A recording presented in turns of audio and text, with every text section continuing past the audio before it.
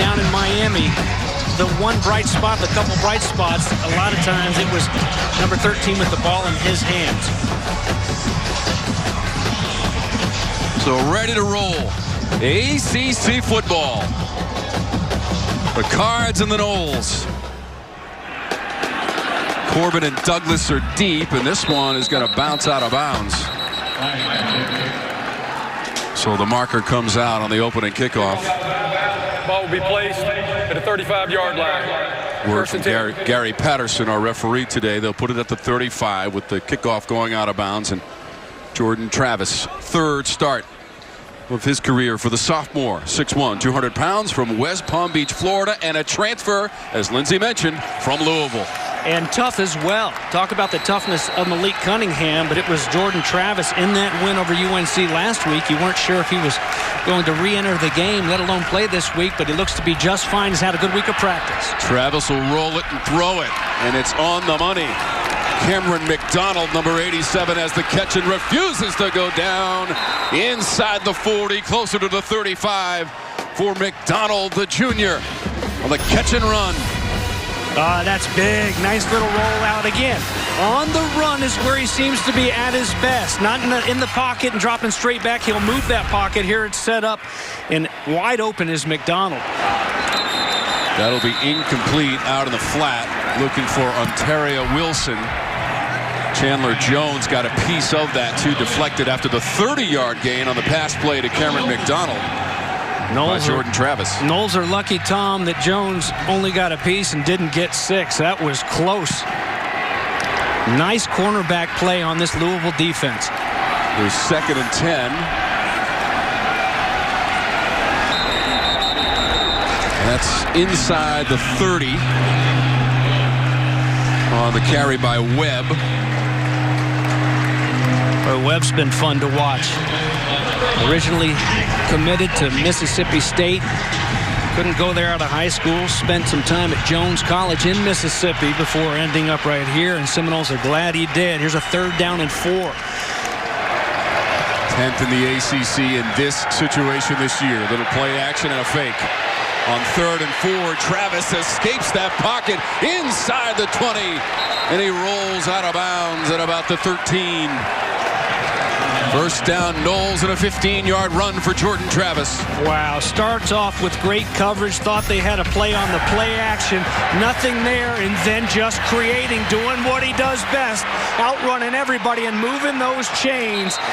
Big pickup to move down into the red zone by Travis and the Noles.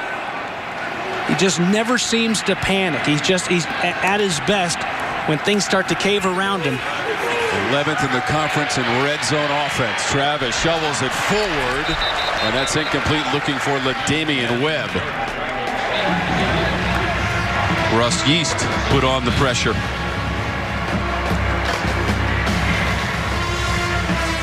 This Louisville defense last week, where they did have, there's that CPI red zone the Noles into right now, but the Louisville defense last week, when they had trouble, it was mostly against Ian Book with his legs. It's a whole different animal here today with Jordan Travis running. This is Corbin inside the 10 and maybe about the 7 or 8 yard line for Corbin, and we're back to 3rd down as the clock rolls. Early moments of our first quarter. Florida State first possession and taking it down the field. First play was a 30-yard pass play to Cameron McDonald from Travis. This defense really stiffened in the loss to Notre Dame last week. A 12-7 final. The loss in South Bend, but they were really good in the red zone. Let's see if they can do it here back-to-back weeks.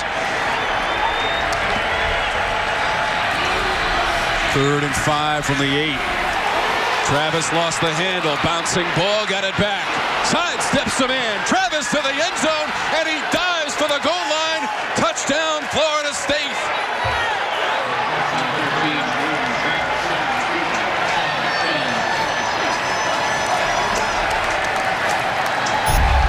Are you kidding me? Do you know how hard it is to bounce a football back up into your hands?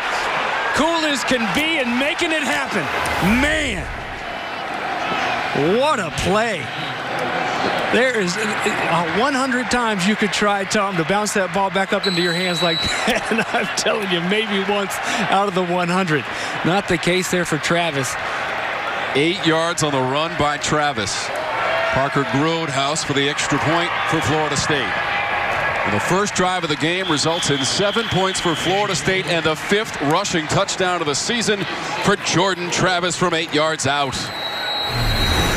Picks up the big third down conversion in the middle of the field, and then right here, the crazy bounce. He's ran the whole way through. You know what's impressive about that? The fact that it was the opening drive. The fact that Florida State, get this, the last 2 weekends, it's been a primetime matchup. You know, everybody's been watching them go to Notre Dame. Then they play, and they beat the number 5 team in the nation in North Carolina. It's not as easy to get up and play a game where you don't feel like the whole world is watching at noon. It's cold. These are mostly Florida guys, don't love the cold weather. But for them to get off that bus and to come in scrapping like they did on that opening drive for the offense, that says a lot about this football team. And you know what? I think it's time to just accept that that's who they are. Like even late in that Notre Dame game, they could have folded up their tents and just waited to get back to Tallahassee, but they continue to fight and they continue to get better. And that's very promising. It's got to be very exciting for Nole fans. That loss at Notre Dame was October 10th, 42-26, but Florida State had over 400 yards of total offense. Here's Watkins on the return, not quite to the 25-yard line for the Louisville Cardinals.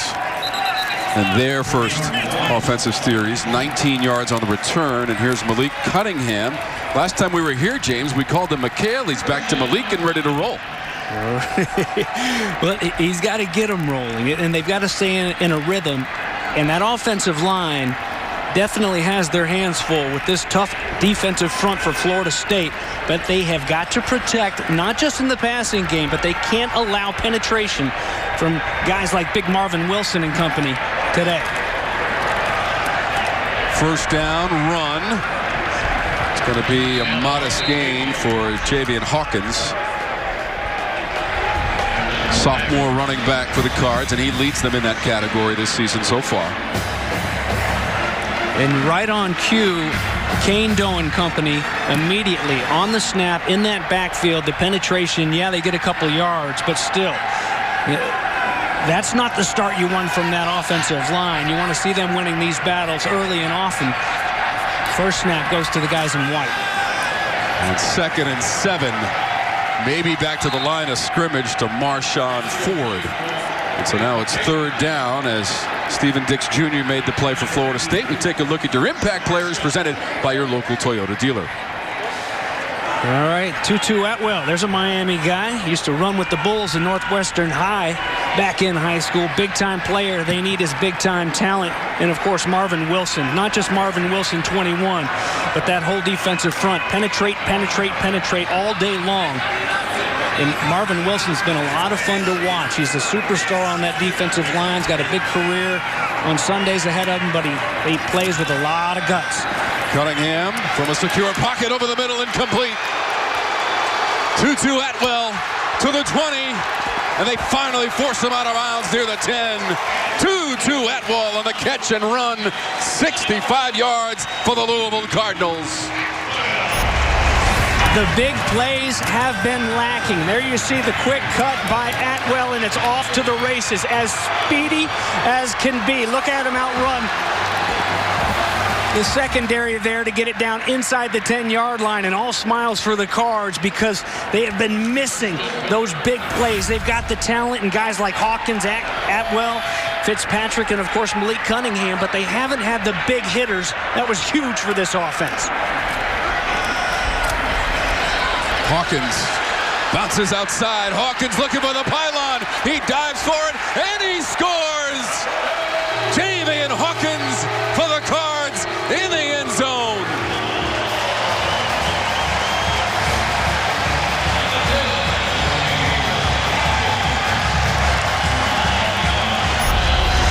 Angles, angles, angles. You've got to take the right angles, but the problem is when Javian Hawkins has the football, every angle seems to be wrong. You turn on the tape anytime this season, and Javian Hawkins, the sophomore from the state of Florida, he's just so quick to that edge, and they do such a good job of getting him on that track. This play is under further review. As they take a look at it, but Raymond Woody right there was a perfect example. He's up there, he's in position, and 9 times out of 10, he takes that flat step and is able to make the angle and go and bring the runner down. But when Hawkins gets out there, gosh, it's so tough. If it stands, James, it would be his 4th rushing touchdown of the season. Does he stay in bounds before he contacts the pylon at that front corner of the end zone? That left foot as he extends toward the pylon. Either way, a tremendous athletic effort from Javian Hawkins, the sophomore. Yeah, this will stand. And how about Tutu Atwell blocking down the field, who just had the big catch to get him down there. And there's the best shot right there. You can actually see the green in between. Ruling on the field is confirmed. Touchdown. So the Cards now have converted their last 13 red zone opportunities with 9 touchdowns. As Hawkins dives for the pylon. And the call is confirmed. You need indisputable video evidence to overturn the call, which on the field was touchdown, and it will stand. James Turner to tie our game at 7. James Bates, what a way to start this game. We told you it was going to be great. It's living up to the billing. Big time, baby. Tutu gets him down there, and it's a big 6 for Javian Hawkins. Big guys giving him a pat on the back. Health and safety protocols in place. Here's Douglas on the return, Florida State, and not quite to the 25-yard line on the return for Douglas from 20 yards on the return as we check in with Lindsay. Thanks so much, Tom. Like you said, the Cards able to tie this game up because of the run from Javian Hawkins.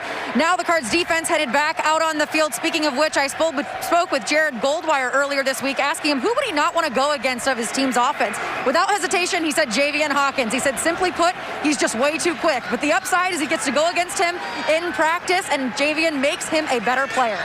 Guys?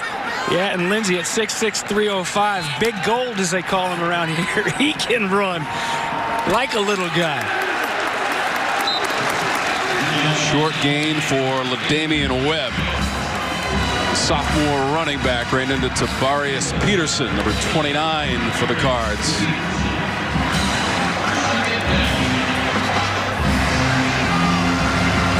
Second and 8.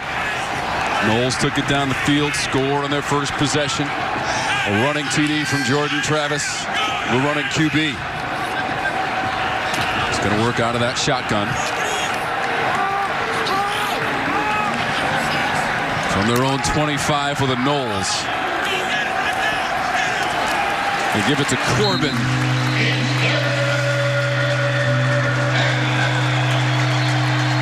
Here's our Toyota Impact players. James? Well, the little big man right there, number 8, Webb, has been really good. Runs hard. He's fun to watch. The sophomore. And Monty Montgomery he's drawn a tough assignment here today. He's got the spy duties on Jordan Travis all over the field against Notre Dame last week. A big play maker every time he's out there. Watch for number 7.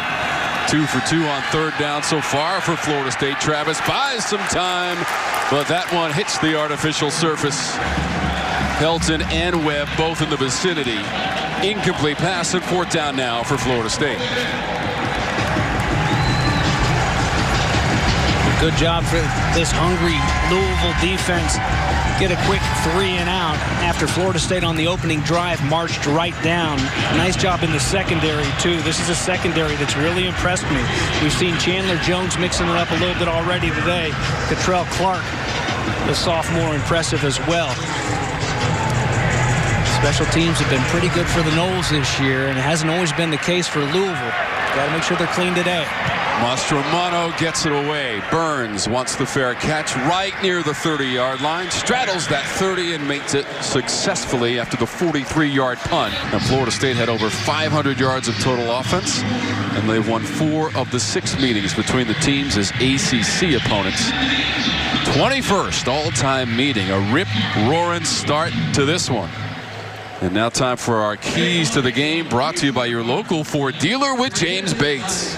All right, for the Seminoles, focus and finish. Focus, they can't have the procedure penalties like they had last week. Yeah, they won the game, but they're momentum killers. They've got to keep that momentum. 12 penalties last week, 12 penalties in the loss to Miami as well, and they've got to finish. And that's one thing that Louisville hasn't been able to do, is finish these football games.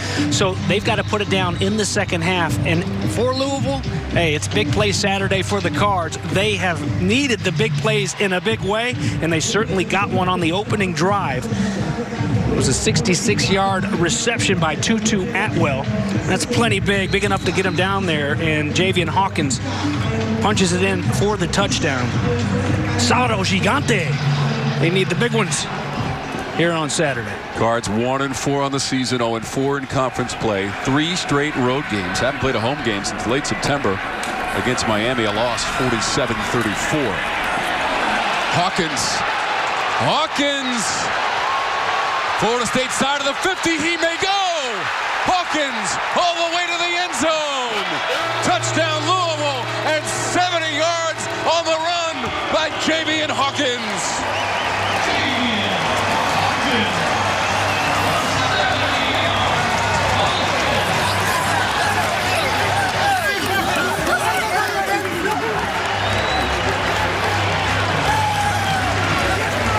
What's that, Scott Satterfield? You want more big plays? How's that for big plays Saturday? Man, there's the penetration, Tom. The Seminoles, 3 or 4 white jerseys back in the backfield immediately at the snap. But you got to corral them. You got to bring them down. And Javian Hawkins, time and time again, has shown he's very tough. After running for just 46 yards a week ago at number 4 Notre Dame, Hawkins has TD runs of 9 and 70, James, in the first quarter. And look at these guys. Look at him there immediately. That's J-Rob, Janarius Robinson in the backfield, but you can't go running back there like a blind bull in a butcher shop. You got to come under control at some point, especially when you've got a quick guy like Javian Hawkins that can change direction and take it all the way. And look at the speed down the sideline. That was Emmett Rice diving, trying to clip those heels. Nothing doing. Wow, touchdown number 2 early in this one. Still 8:37 left in the first quarter. And the 5th rushing touchdown of the season now for Hawkins.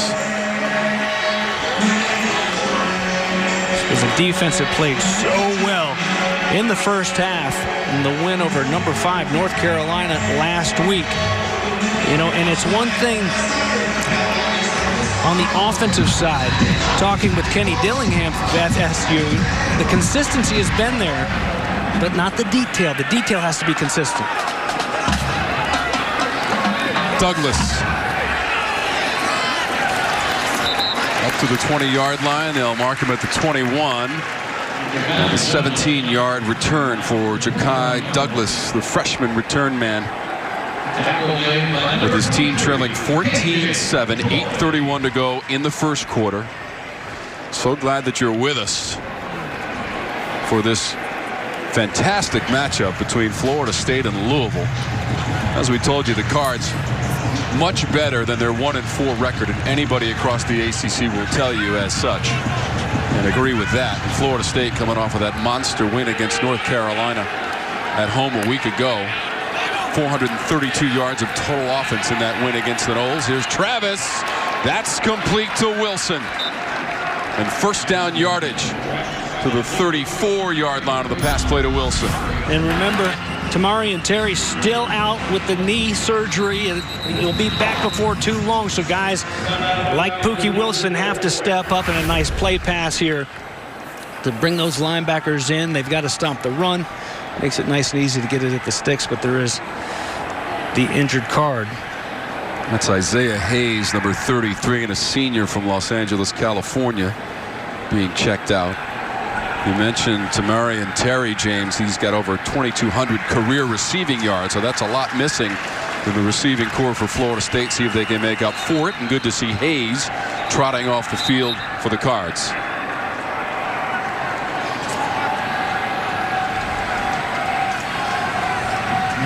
We were here last season for the game against Boston College, James. That was the first ACC win for Scott Satterfield and propelled them to their record of 8-5 last year and 5-3 in conference play. Toafili on the carry, the freshman from St. Petersburg, Florida. He was a big factor in the win against Jacksonville State a few weeks ago, and he has 8 yards on the run.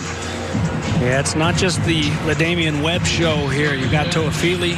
We've seen Corbin as well in there already, the Texas A&M transfer. There's a nice pickup, nice situation to be in if you're Kenny Dillingham, the offensive coordinator. A 2nd down and 2. Maybe take a shot. Travis gets rid of it.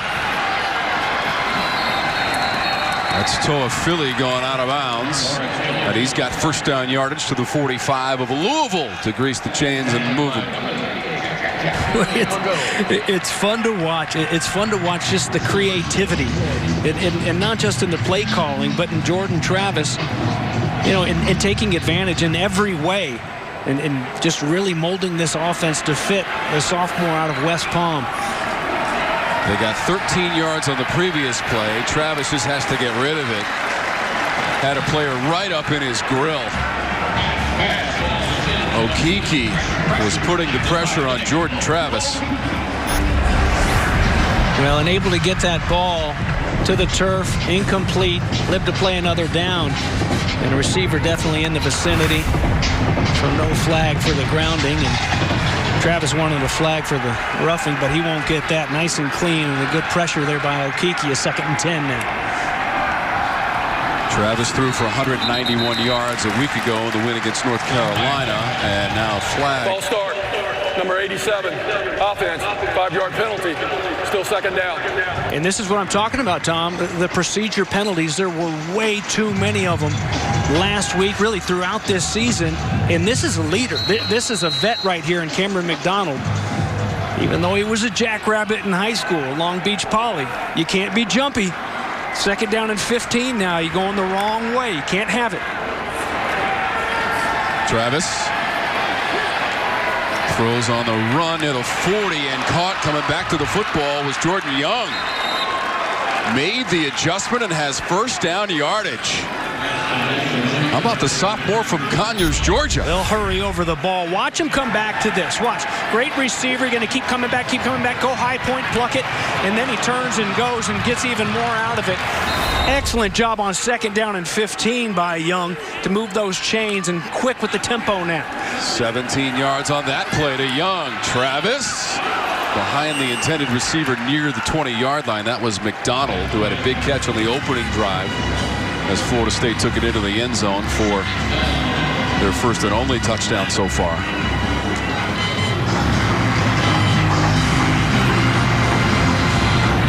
Told you that Travis took over in the game against Jacksonville State. Coming into today, Florida State had scored on 15 of 31 drives with Travis at the controls. And they've already scored once today.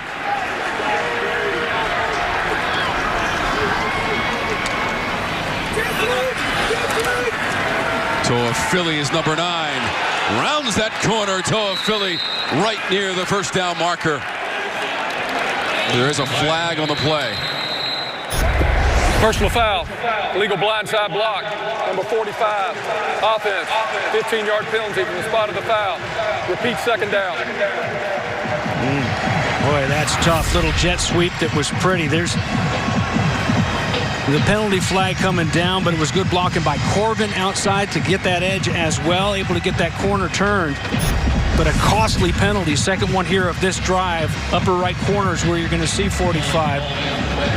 That's Preston Daniel on the illegal block, Chance. You can't line up outside of the tackle box and come back in with the crack block. And that's the flag that's thrown. So that one backs him way up. 2nd down and forever now. 3 of 8 passing for Travis. 60 yards, trying to add to the total over the middle. And that's a straight drop. Keyshawn Helton had it right in the breadbasket and lost control. Boy, the ball's right there. I mean, can't get any better. Bit of a wobbler, but that doesn't matter and shouldn't matter. Keyshawn Helton, that's going to be probably a first down and then some on a 2nd down and 22, right in the middle of that zone, right in the heart of the Louisville defense. You got your quarterback playing his guts out. You got to step up and meet him. You got to help him out. Can't have those penalties, and you can't have those mistakes dropping the football. 2 for 3 on 3rd down. This is 3rd and 22. And Corbin on the run. Conservative 3rd down play from Florida State.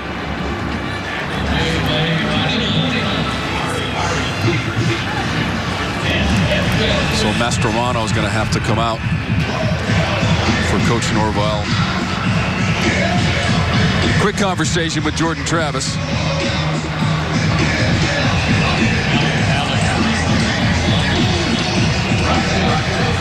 It was drops that plagued North Carolina late in that game against Florida State. Secured that win for the Noles. Mastromano the punt to Burns. This one hits at the 5 and down right near the 5-yard line of Florida State special teams. So before we continue, first we get a message from Bojangles. Feed the whole family with a big Bo box. It's Bo time. 14-7 Cards in the first quarter. That lone win on the season for Louisville came September 12th right here against Western Kentucky, 35-21. Cunningham with 3 TD passes in that victory to start the season for Louisville. Penalty marker prior to the snap. False start. Number 79. Offense. Half the distance to the goal. Still first down. Cameron DeGeorge there on that offensive line. A couple changes there. Here today. Done a good job so far, but going the wrong way there, so can't go to full 5. So there's that, the little procedural penalties that have plagued Florida State creeping in over there on the Louisville side.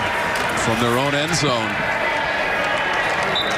Right up the middle with Hawkins. Couple of TD runs of 9 and 70 yards in the first quarter.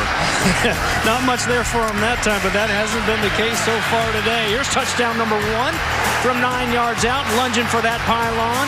And then here's that 70-yarder off to the races. And down the stretch they come. Running the horses around here. Looked like authentic at the Kentucky Derby, the most recent winner. And this is out close to a first down. Forcing his way past the 15-yard line was Hawkins. Not to be denied.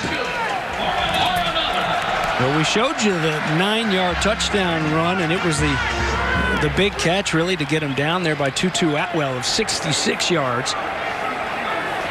So the big plays have been there in the first quarter here today, and they've been missing here this season. It's a first down and 10 right now.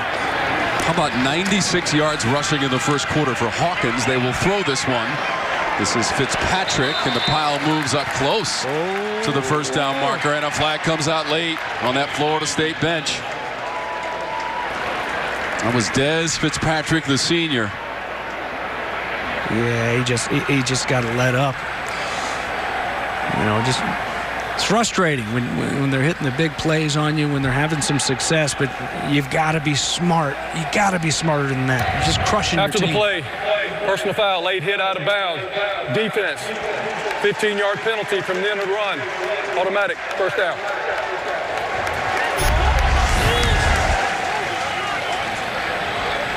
You know what I mean? Brendan Gant is number 44 in white. Saw Coach Norvell up in his face with a quick conversation, one-sided, I would assume. And it's, you know, it's sometimes you can look past, you can say, hey, we can't do that when it's just being extra aggressive, but that's just silly. Yeah, I mean, just so costly.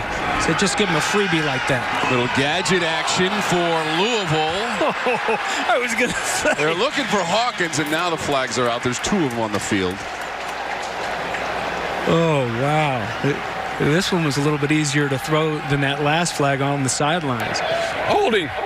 Defense, number 58. The 10-yard penalty results in a first down.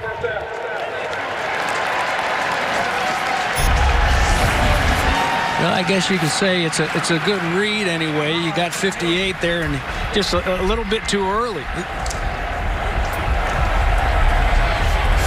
58 is Dennis Briggs. And Briggsy knows, you know, he read it, but he reacted the wrong way. Just got to flatten out and shoot. Reacts differently. He picked that ball off. He was there so early. But still, there's another penalty flag. Second big one here on this drive. 1st and 10 in Florida State real estate. Cunningham shakes the tackle. First down and more. Malik Cunningham weaving his way inside the 15 for Louisville. 35 yards on the scamper by Cunningham. Boy, here comes the pressure, like it's been there all day long. The blitz is on, but nobody out the back door. A little pump, and number 3 is not going to run out of bounds. Newsflash, he told us this week there's a rule in our quarterback meeting room that we are not allowed to slide and run out of bounds, and his guys know it. Blocking down the field all the way. There's Tutu Atwell again, blocking down the field, and they're knocking at the door. Cunningham lofts it to the end zone. It is incomplete and out of bounds. Tutu Atwell tried to make the over-the-shoulder grab with Brownlee Jr. back there with him.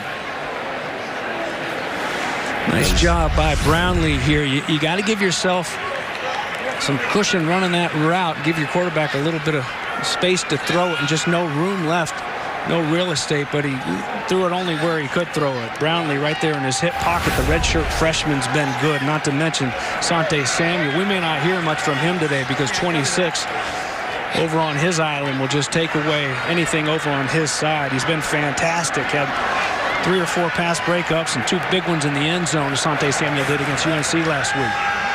Cunningham throws to the end zone, and a touchdown, Louisville.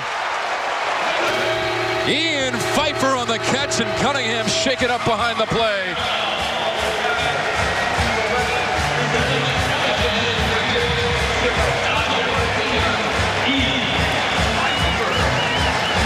"13 yards, Cunningham to Pfeiffer."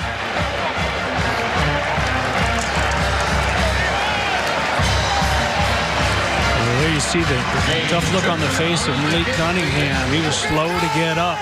Hit as he threw that football. And how about this throw?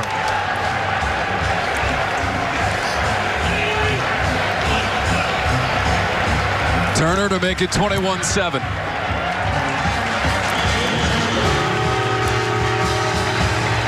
We'll take a look at Cunningham. Hope he's okay over on the sidelines. There's the pressure coming. And the big pop there immediately by Robinson. There's the hit. No flag there. But the damage is done on a little boot. We got coming from across the field. Ian Pfeiffer, the last try to Tutu Atwell, the other side of the field. A little bit too strong. Not much room there. This one thrown beautifully. Right there into the breadbasket of Ian Pfeiffer. 11 TD passes now this season for Cunningham. That 13 yards to Pfeiffer, his second TD catch of the year. And now it's 21-7 Louisville. Cunningham, he's turning it all down. He had a hand cramp, a cramp in his forearm of his throwing hand in the 3rd quarter against Notre Dame last week. And he just couldn't work it out. It took a while. Eventually came back into the football game, but we talked to him on the phone this week. He said he's never had anything like it. It was crazy. You know, I mean, obviously not a good thing to have if you're a quarterback in your throwing hand, but he worked it out, and looks like he's going to be able to work this hard shot by Robinson right as he threw the ball out as well. Cunningham only threw for 124 yards total last week in the loss at Notre Dame, 12-7. He was 16 of 19 through the air.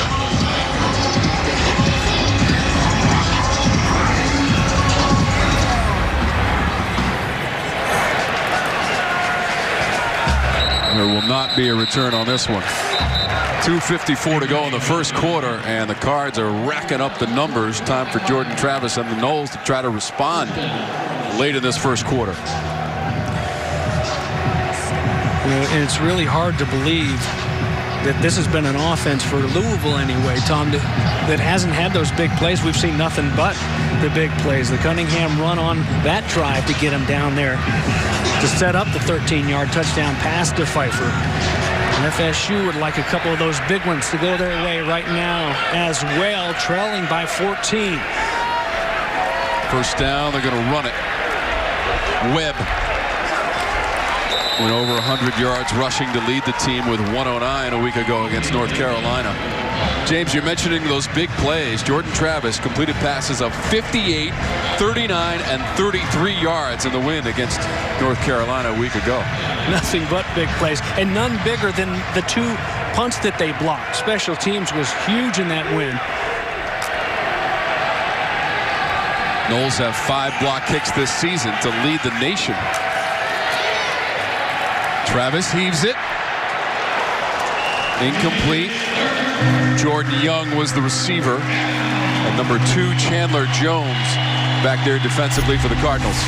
Well, on the run, trying to get it out there to 83. But look at Chandler Jones, the Miami guy. We talked about these Miami players. You think they don't want to beat the hometown kids? The Florida State Seminoles. From Miami Central, Chandler Jones. He's had an outstanding season. Big last week, although he had the missed tackle on Ian Book on his touchdown run. Really good cornerback out of Miami Central, forcing a 3rd down and 7 now. They've missed their last 2 third-down conversion attempts. Travis, little finesse on that one. It's going to be short of the marker. It was complete to Wilson. And then the big hit by Russ Yeast to pull him down short of a first down. Well, and they love their senior leader, Russ Yeast, on this sidelines. Look at the fire. Everybody's slapping hands with number 3, and a nice heady job by Yeast. They didn't bring the blitz. Not a lot of pressure there on Travis, so he had plenty of time to let him cross, but Yeast is letting the receiver cross in front of him. Go ahead. Complete that one all day long. I'll step up and make the drop and force the 4th down punt. He knows where those chains are. It's a well-coached secondary, and it's a smart senior leader. Mastromanno to punt. Burns is deep, standing at his 25. A range to his left, meet it at the 31 for the fair catch. A punt of 41 yards late in the first. This is just the first of 2 on your regional sports networks. Coming up after us, it's Virginia Tech and Wake Forest. Virginia Tech traveling to Wake for the first time since 2014.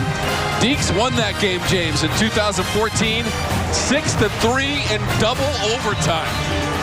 So who knows what might happen in Winston-Salem. Number 19, Virginia Tech against Wake Forest. Yeah, Virginia Tech with a win against BC last week. Oh, yeah. How about the offense of Virginia Tech? The defense has been up and down, but the thing is, when you look at them, these poor guys, they've had, more than anybody, they've had COVID guys missing time and time again, and just piecemealing a team together, but finding a way to win. Berkeley on the carry.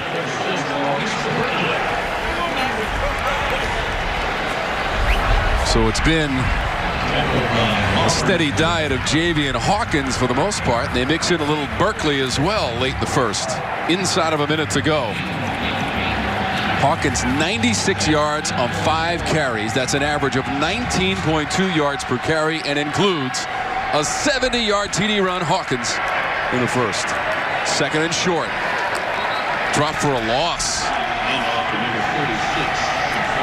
So that was Berkeley again, and he ran into Marvin Wilson, the senior. There's that penetration, and it's been there. There's not been a lack of penetration, but there's been a lack of dropping guys when they have gotten back there. There's a better job. Robinson's going to come firing through first to change the direction of the runner, and then Wilson cleaning it up. So what do you got here on a 3rd down and 4? And this is a big one. The Noles would love to get off the field here. Don't know that we'll see this 3rd and 4. And we won't. That'll do it for the first quarter. Florida State scored on its first possession, but the Cards came right back with a cross and an uppercut. 3 TDs in the first quarter. 2 from Javian Hawkins. Adds up to 21-7. Louisville, this is ACC football. Cunningham's pass is complete. That's a first down. Braden Smith has the catch. 44-yard line. First down from their own 44 to start the second quarter for Malik Cunningham and the Louisville Cardinals, looking for that first ACC win of 2020. Cunningham on the play fake. That pass complete near midfield and out of bounds as he hit Marshawn Ford. Nice job by Javian Jones to stay at home, the misdirection, and bring it back across, and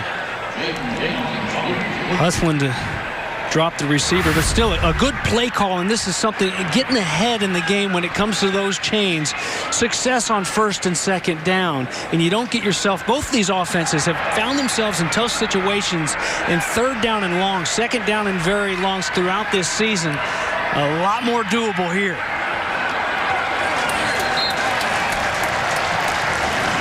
Inside the 45-yard line, and another first down. Maurice Berkeley, redshirt senior. Yeah, Hassan Hall, if you're wondering, out of the game. Usually the second guy in there behind Javian Hawkins. So it's going to be all Berkeley behind 10 today. And Spelling, the speedster, who's had some big plays of his own. 21 points in that first quarter. Louisville had 24 points combined in the first quarter all season coming into the day. Prior to the snap, and markers. false start, number 75, offense, 5-yard penalty, still first down. And Tom, and this is the first quarter anyway, is what a lot of people expected coming into this season after the outstanding first year by Satterfield and his team last year, that this may be the sleeper. This may be the team that can beat a couple teams that they shouldn't, aren't supposed to. You know, they've got some defensive tools. They, of course, got so much speed on the offensive side of the ball and a veteran quarterback. This is what people expected. Atwell backtracking, in trouble, out of trouble, and complete. Marshawn Ford caught it from Tutu Atwell. It didn't look good to start, James, but it finished okay. Boy, the whole way through, he's trying to get it in his hands to buy some time. And again, only somebody with the speed of Tutu Atwell can buy enough time to just even get that pass off, let alone not have it some huge disaster. We'll take a look real quick, though, to see if his knee's down. When he has, you can say he has control of the football right there. So this one is probably going to come back. So a good effort by Tutu Atwell.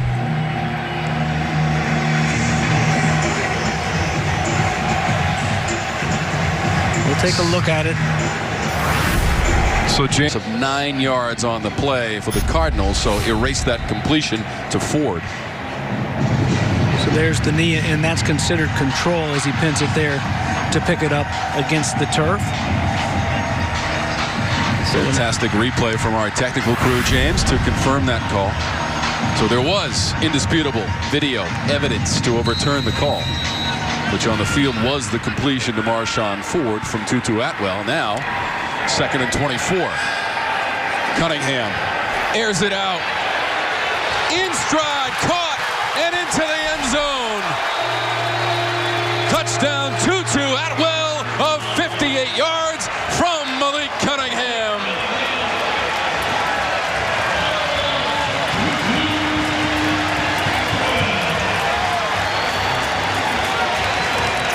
Second down and 25 after Tutu Atwell's knees on the ground. The hard play pass. There's nobody underneath, obviously, and I guess nobody over the top as well because of big-time trail there. But Tutu Atwell is so tough to keep up with, but you got to keep a lid on him.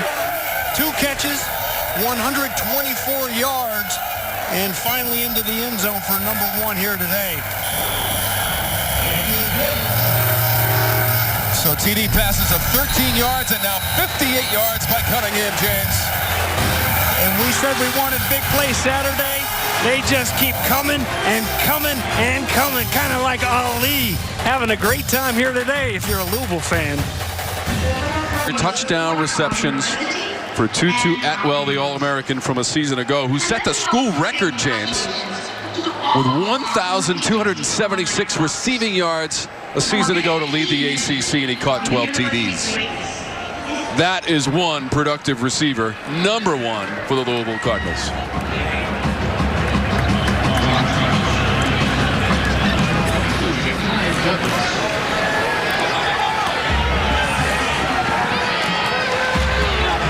Douglas.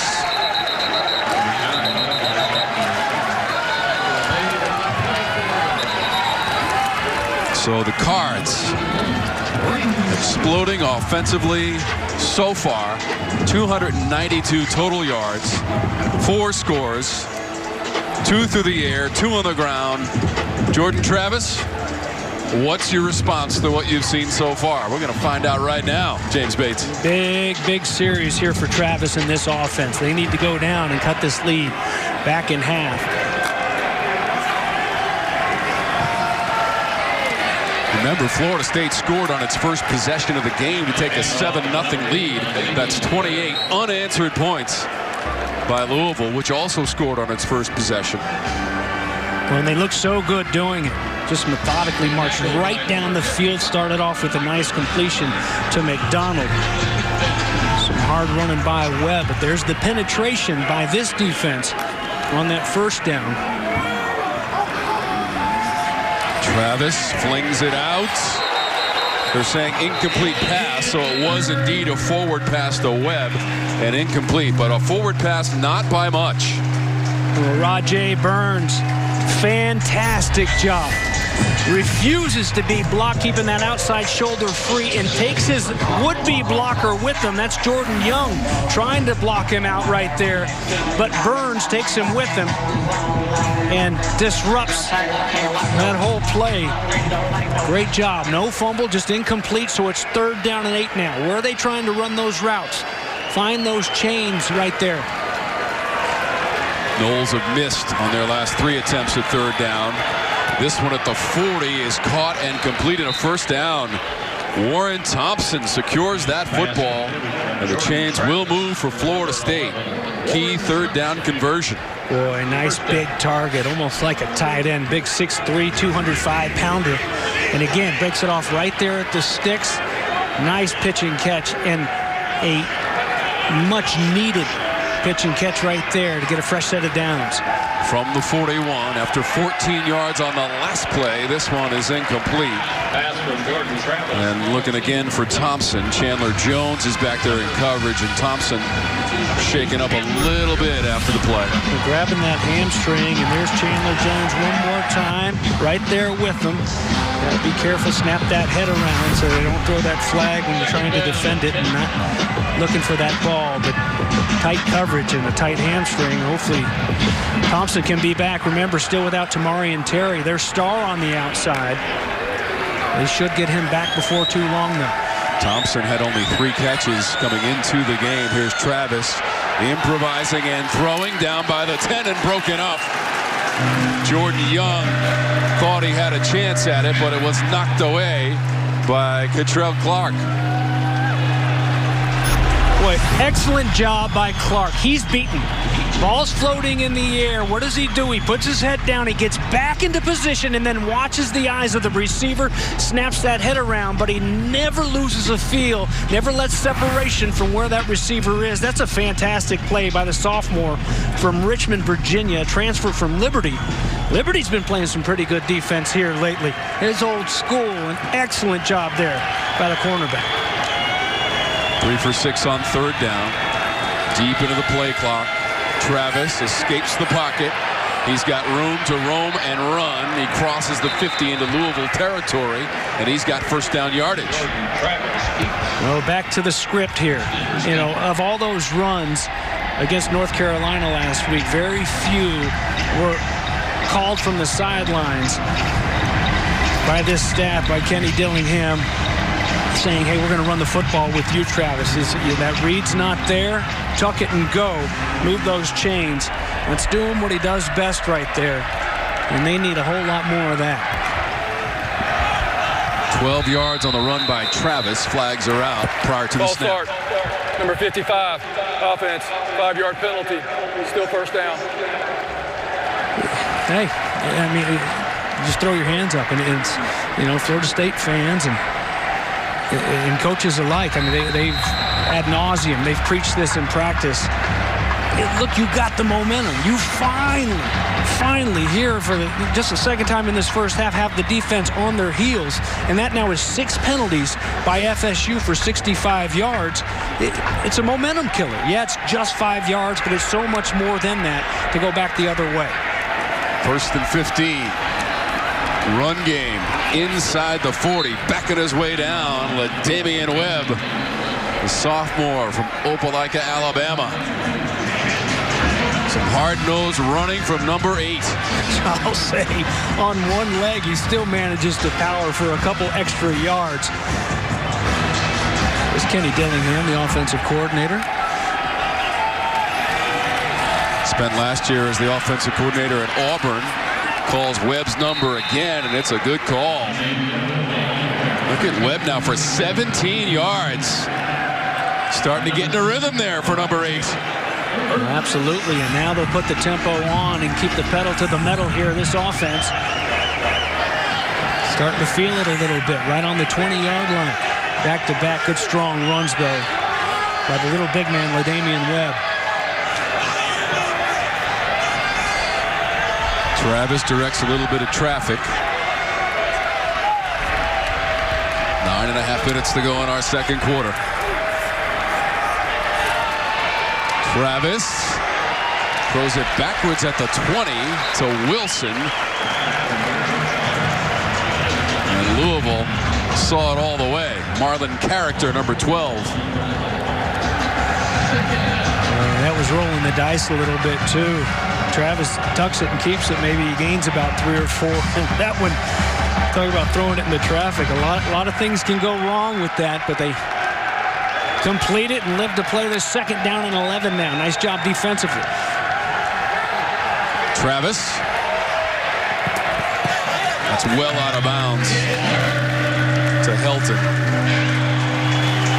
Travis threw his first career TD pass against Jacksonville State, and Helton caught it at the goal line against the Gamecocks in that win.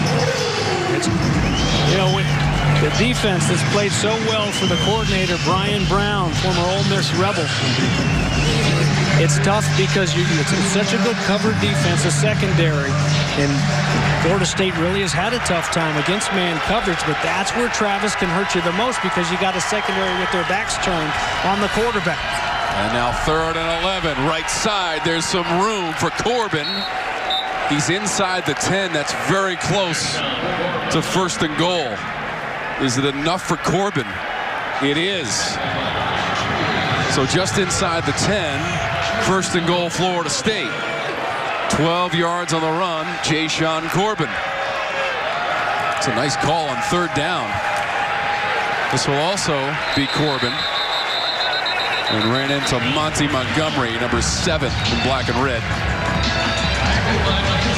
There's been some good linebacker play that we've had a chance to watch in person here throughout this season. And this guy right here, I've been excited to watch number 7 get after it. Very physical guy. He's not even listed as a starter, Monty Montgomery. The junior linebacker back up to C.J. Avery, who's pretty good as well. But makes all kinds of plays. That time he was there for Corbin as he tried to cut back and stand him up. Timeout, injured Louisville player.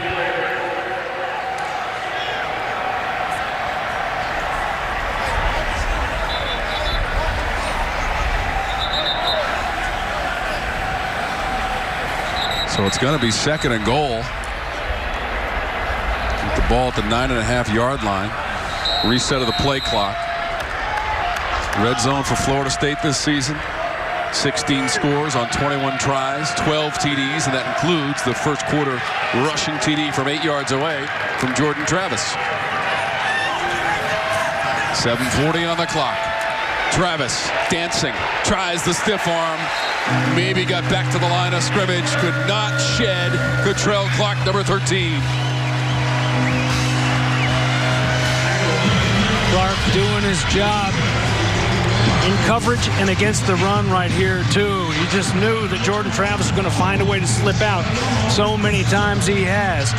But hanging on for dear life as a sophomore cornerback and able to drop him and force a 3rd down and goal now from inside the 10. 2 for 2 on 3rd down in the drive. But this is 3rd and goal from just inside the 10-yard line of Louisville.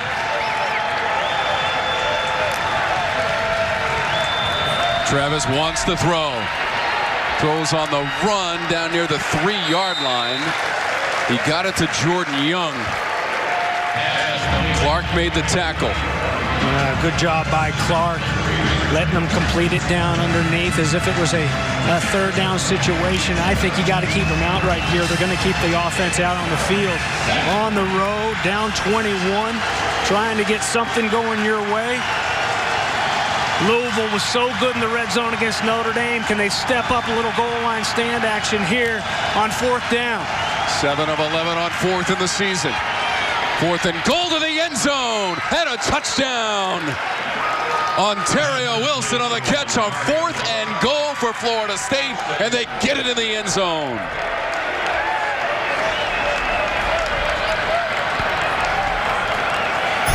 I don't care how good you are covering in the secondary. You can't be asked to cover forever. And that's what the rollout does with Travis. Everybody fearing is going to tuck it and go. And the big body of Pokey Wilson able to just wall off the defender. And what a big touchdown for the Noles. Officially a 4-yard TD pass from Jordan Travis to Ontario Wilson. The leading receiver with Terry out right there. They find him in the paint. Big touchdown for Wilson. Now 28-14.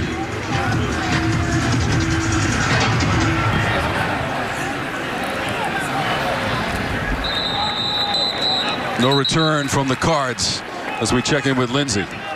Well, Tom, as you said, an absolutely huge touchdown for Florida State by Ontario Wilson.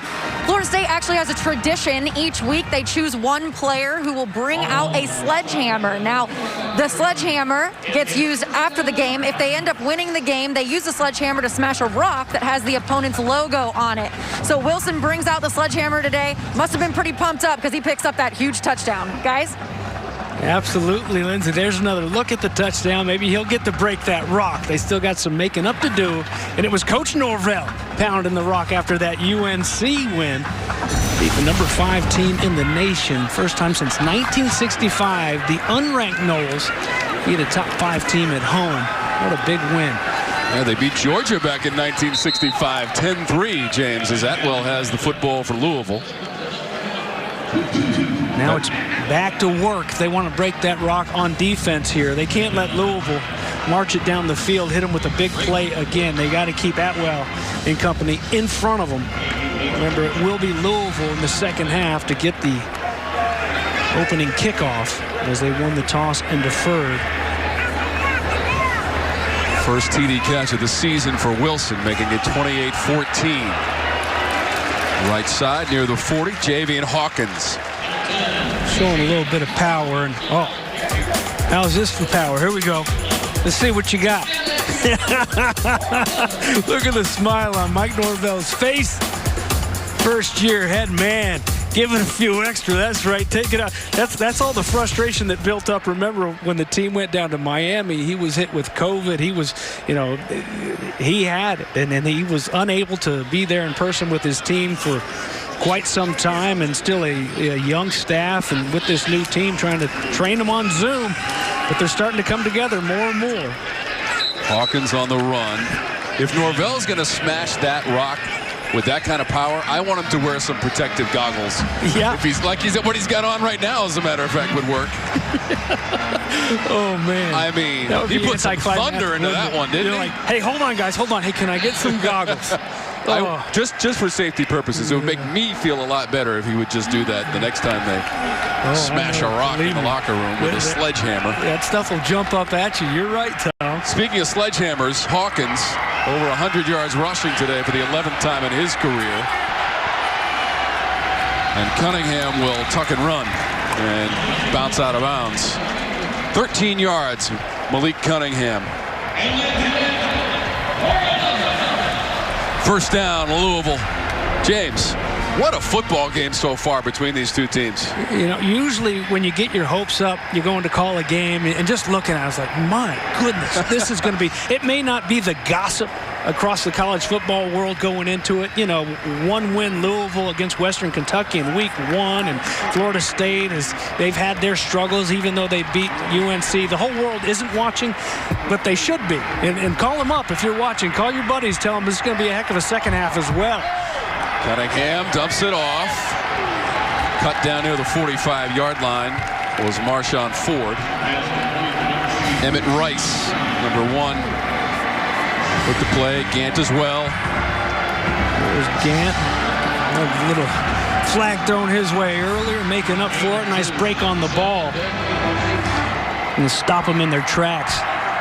Got to back it up. The consistency has to be here. Here's a big second down. Don't just wait till third down to try to get off the field. He starts right now on a second down and 8. Ford had that TD catch in the third quarter that put Louisville up 7-6 on Notre Dame a week ago. As Hawkins takes it to the right side. He's had some big games. Went for 155 against Georgia Tech. Had a huge game against Miami as well. And now a timeout with 3:14 to go. It's taken by Florida State. You know, as he hits that zone, Hawkins has to have great vision. They bring him down right here, setting up a 3rd down and 6 for the Seminole D.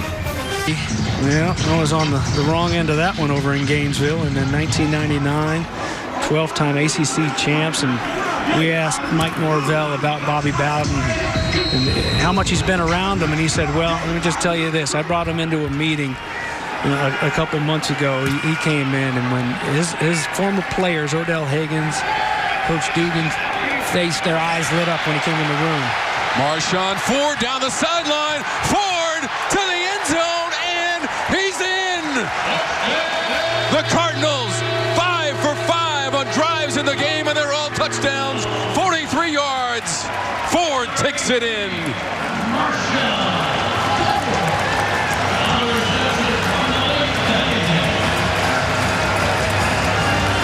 Boy, they just keep coming. Marshawn Ford had the only points for Scott Satterfield's Louisville team in the 12-7 loss a week ago in South Bend against Notre Dame.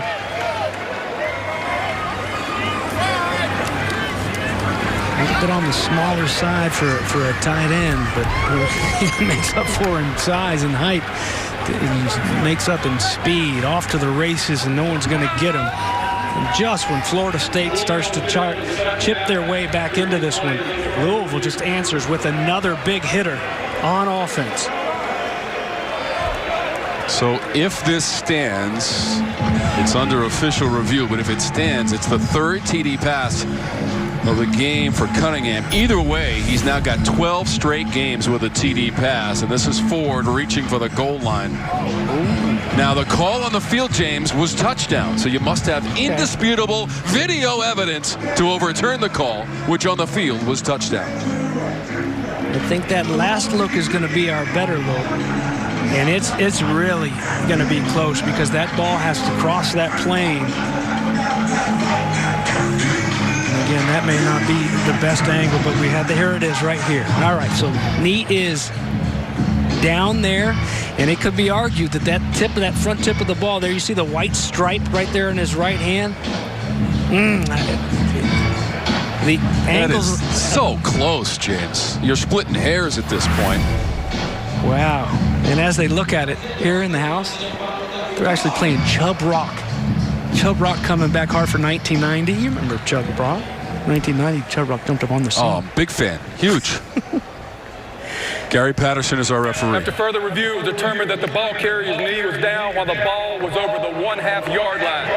Therefore, to be first and goal at the 1/2 yard line, the clock will start on my signal. There you see the reaction from Marshawn Ford, who led all tight ends in the ACC with 7 touchdowns last year from right here in Louisville. Ballard High School, a former walk-on, and obviously former all the plays he's been making for his hometown team, the Louisville Cardinals. So we just have to strap it back up inside the 1 yard line. It's a first down and goal.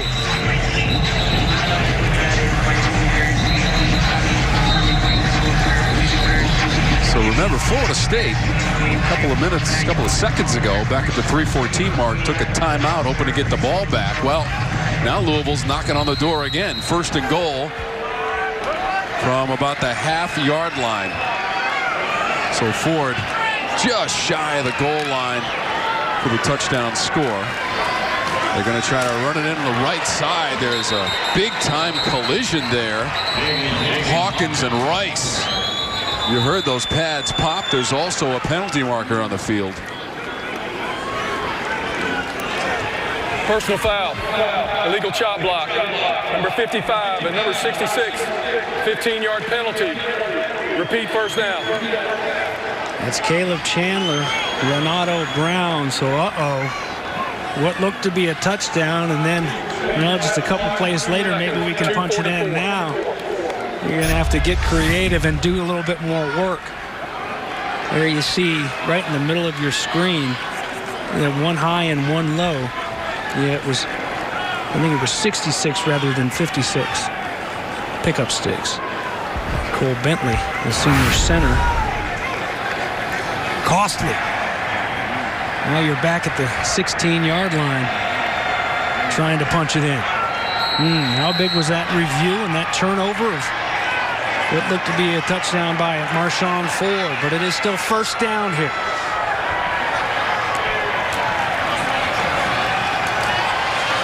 Hawkins trying to fight through contact. Did the best he could to get close to the 12-yard line. Jarvis Brownlee Jr. took him out, and a timeout is called by Florida State. So it will have one remaining with 2:36 to go in our second quarter, and Louisville trying to score in its 5th straight drive. Trying to stay perfect. Before we continue, first a message from Works Landroid.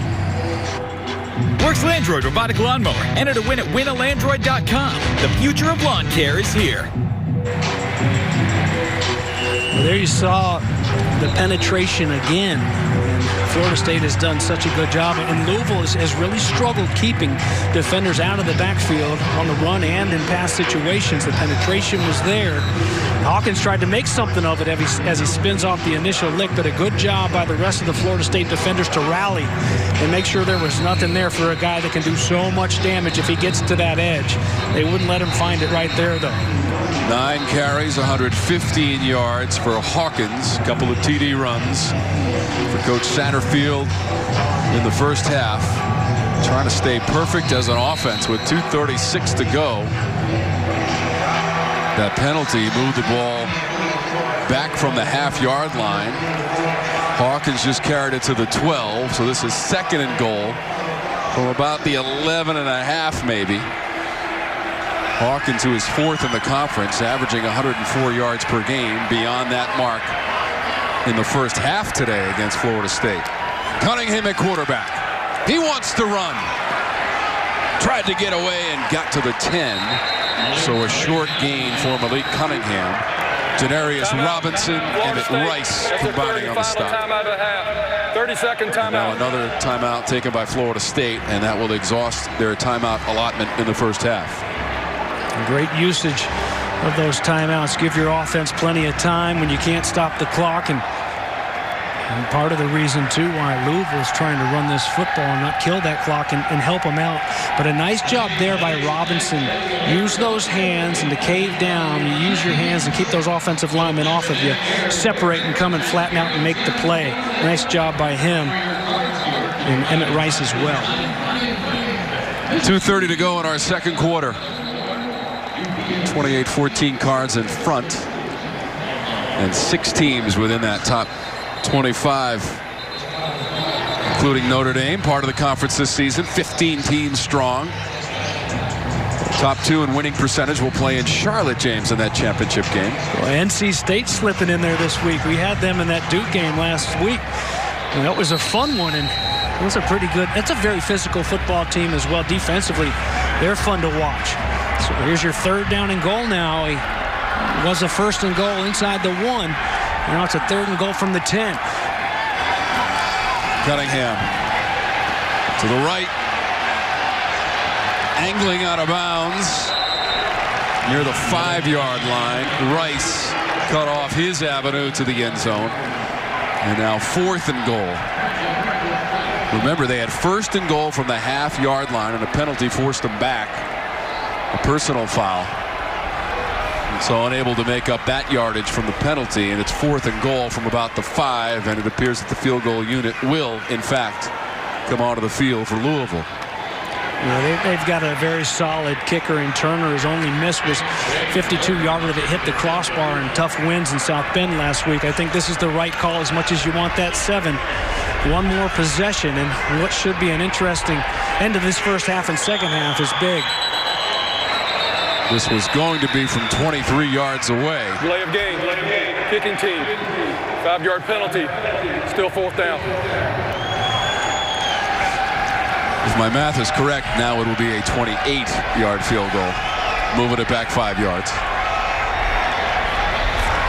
Turner is 4 of 5 on the season. As James mentioned, the miss at Notre Dame was from 52 yards away, and his long this season was 40 yards, and that was against Miami in a losing effort at home earlier this season for James Turner. Sophomore kicker to add 3 for Louisville. This from 28 yards away.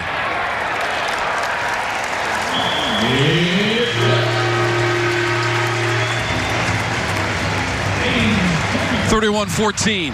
1:44 to go in the second quarter. Malik Cunningham has only misfired once in this first half. 10 of 11, 208 yards, and a couple of TDs. Well, if they wanted the big plays to come, 3 is the magic number. The accuracy has been there. Hasn't always been there this season, but it certainly has been today. And, of course, the escapability, not to mention the toughness. Ending these runs very physical. And here he is finding Pfeiffer in the end zone for that last touchdown pass. And, well, the toughness. I mean, time and time again, we've seen him slow to get up. But he hasn't missed a snap. And hasn't missed much when it comes to throwing the football either. There you have it, 208 yards. A lot of those yards going to Tutu Atwell. And who can blame him? I'd find the speedster as well every chance you get.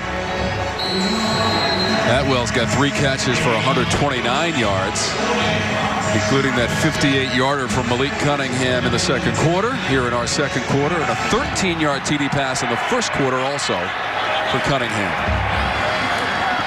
Douglas. Great move at the 30. Flag comes out, tail end of the play. And now a second penalty marker.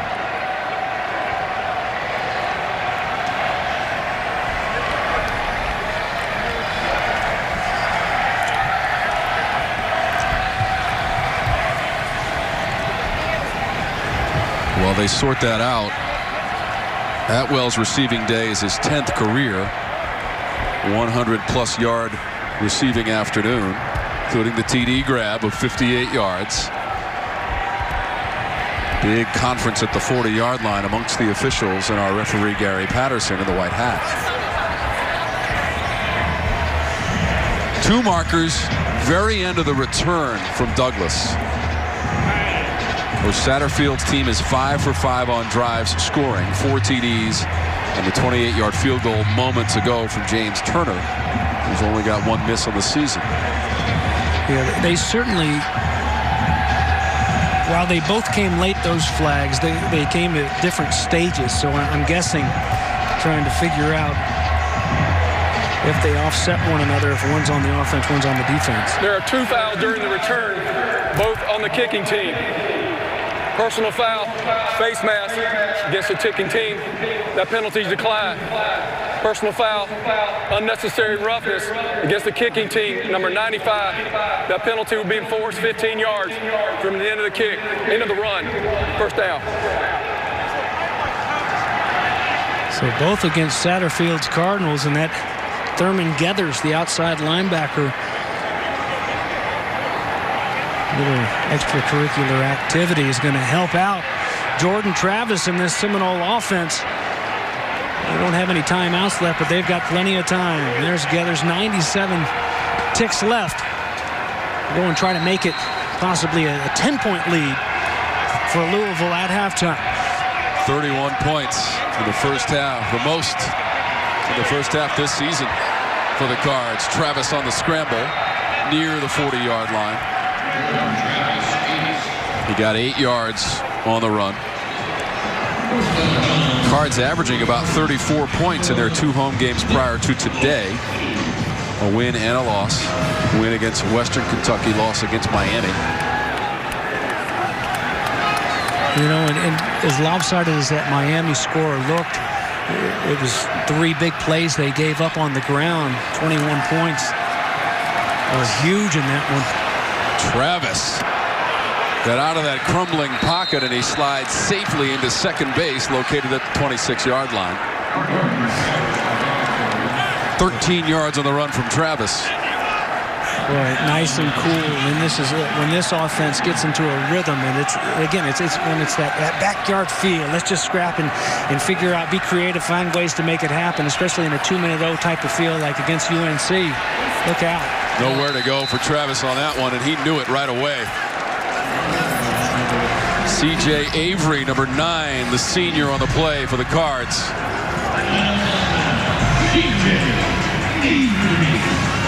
Avery, the leading tackler from a season ago, playing in his 41st career game today. Travis, out of a secure pocket, throws on the run, down by the 2-yard line, and incomplete.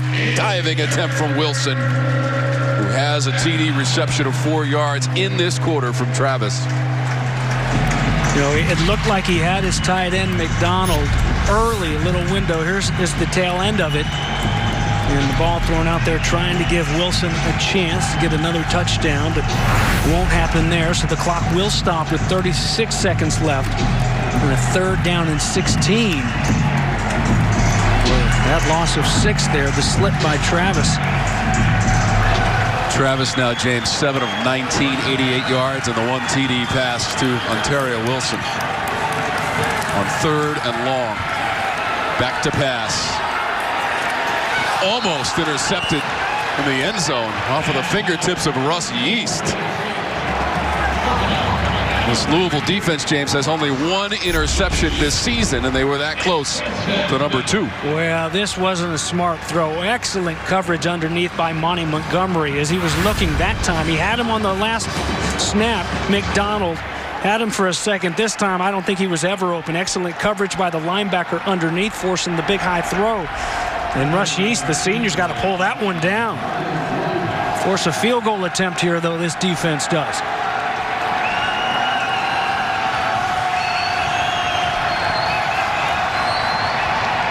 $50 yards away. And it's no good from Grotehouse.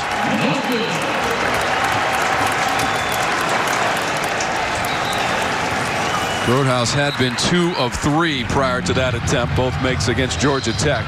He had hit from 53 yards away against the Yellow Jackets, but from 50 yards away, it is no good from Parker Grotehouse.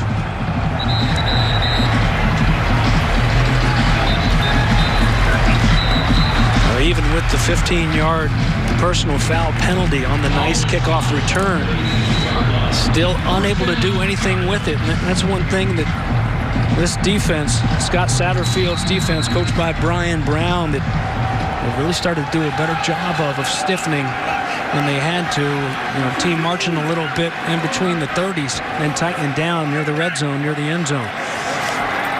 23 seconds to work with. Flag is out. It's Berkeley on the carry.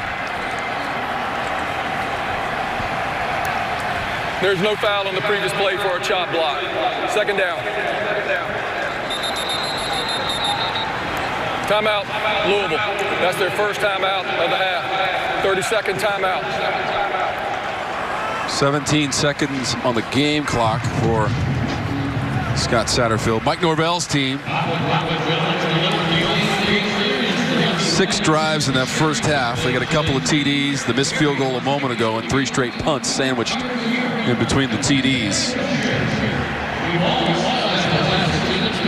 So about the efficiency for Louisville, James, they've scored on every drive. You know, while we've got a second here, we talked about Norvell missing some time with the team because of COVID, and it's worth pointing out here that his wide receiver coach, Ron Dugans, former Florida State Seminole player, back home with an illness, not COVID related, and same with James Blackman, the backup quarterback, did not make the trip. So both of them are ill, but not COVID related.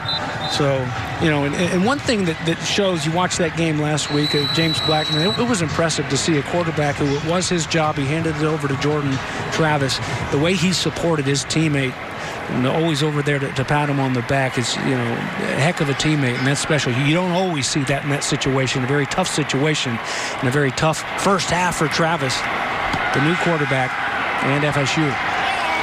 Pass is complete. That is Smith. He's down to the 37 and a timeout immediately from Louisville. Trying to do a little something. Thought they were going to just run it out that first play here of this drive. Hand off to Berkeley. They use that timeout, and here's why. Trying to get it down there and give their field goal kicker at least one more shot at it. And Braden Smith, and sophomore, couple catches today. 29 yards on the receptions for Smith. Got 22 on that previous catch. And the throw from Malik Cunningham, who is 11 of 12. 231 yards and the 2 TDs for Cunningham. A little bit different when you look at the first half possessions for this Louisville offense. Nice job so far by Dwayne Ledford, the offensive coordinator that was at NC State for a few seasons in the ACC. And once he got up his sleeve with 9 seconds left, maybe get up there near that 20. There you see the target line. Cunningham up to 12 TDs tossed this season. Throws that out to the right. Trying to spin away from trouble was Berkeley.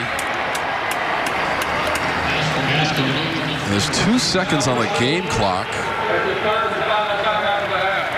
Louisville takes the timeout with 2 seconds.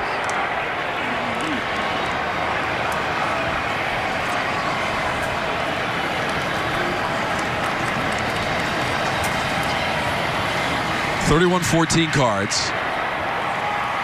Just showed you that they've been able to harvest points on every single drive so far. And what are they going to do, James, with 2 seconds to go here in the second quarter? And try to boot it in, get 3 more on there. Turner's out there. He's already made a field goal this quarter from 28 yards away. James Turner, the sophomore. And remember, he hit the crossbar from 52 out. Guess how long this field goal is, James? 52. 52. As long as 40. That was against Miami here at Cardinal Stadium. From 52 yards away for Turner. And based on the trajectory, it appears that Florida State got a piece of it, or now there's a return, there's whistles. The half is over on the miss by Turner from 52 yards away. We'd have to get another look at it to confirm the deflection, but either way, it's a miss. The half is over. I think it's a block, already leading the country with 5 block kicks coming in Florida State, and they get their hand on another one, and that would make it 6. And you know, that's one thing they've done a very good job special teams wise. John Papuchis former defensive coordinator at a few schools, Nebraska and North Carolina, now the special teams coordinator. So let's go down to Lindsey. Hey, Coach, earlier this week you said you wanted to see more big plays out of your offense. I feel like that's all we've seen. Was that the ideal first half offensively you wanted to see? Yeah, we've been real close all year. We just hadn't hit on a lot of them. So, a lot of the same plays. We made some plays in the first half, which was good. Good job by our defense holding them out there right before the half. I think that was big for us. We get the ball back right now, and, hopefully we'll continue on. We got to continue being aggressive offensively. Malik Cunningham is 12 for 13 already. He's got 2 TD passes. What have you thought of your quarterback so far? I think he's playing good. Last couple of weeks. Last week against Notre Dame was very efficient in his passing. Today the same way. And, the guys on the outside are making good catches and making plays. We've got to just continue that on in the second half. Thanks, Coach. All right, thanks. Tom? Lindsey. Coach, Malik Cunningham looks pretty comfortable for Louisville. What's your plan for the second half in order to put more pressure on him? Well, obviously we got to be able to create a pass rush. Obviously they've hit a couple of explosive plays in the run game. I think he's done a nice job. We got to finish tackles when we're in a position to make tackles, and we got to get them out of rhythm. They're very comfortable right now. We've got to continue to attack, and we got to go make plays here in the second half to force them out of that rhythm. What was your message to your offense here at halftime in order to get in the end zone more? Yeah, we just got to focus on the play that's in front of us. All right, we've seen what we're capable of throughout the course of the year. We just got to go out there and play every snap as its own play, and I believe in what this team can do. Thanks, Coach. Thank you. Tom? So, James, last week, Coach Norvell and the Noles had a 31-7 halftime lead and made it stand up 38-28. This week, they find themselves trailing 31-14 to a 1-4 Louisville team that has played them tough from start to finish in our first 2 quarters. Yeah, without a doubt, they got to flip that script, and they got to do it right away as Louisville will receive the opening kickoff here in the second half. And it was an offense for Mike Norvell that didn't score in that second half. They just hung on for dear life after that 31 points in the first. 2 goose eggs in the third and fourth quarter. They're looking for a little bit different deal drawn up here today. First things first, they got to figure out a way to stop this Louisville offense as they get the ball here first, which is been few and far between there in the first half. Big plays for the Cards, adding up to 410 yards in total in that first half. It's already above their season average of 383 per game, which was 13th in the conference. And they will get the ball to start our second half and third quarter. From about the 2, Watkins chopped down at the 25-yard line. Jordan Watkins in the return of 24 yards for the Cardinals.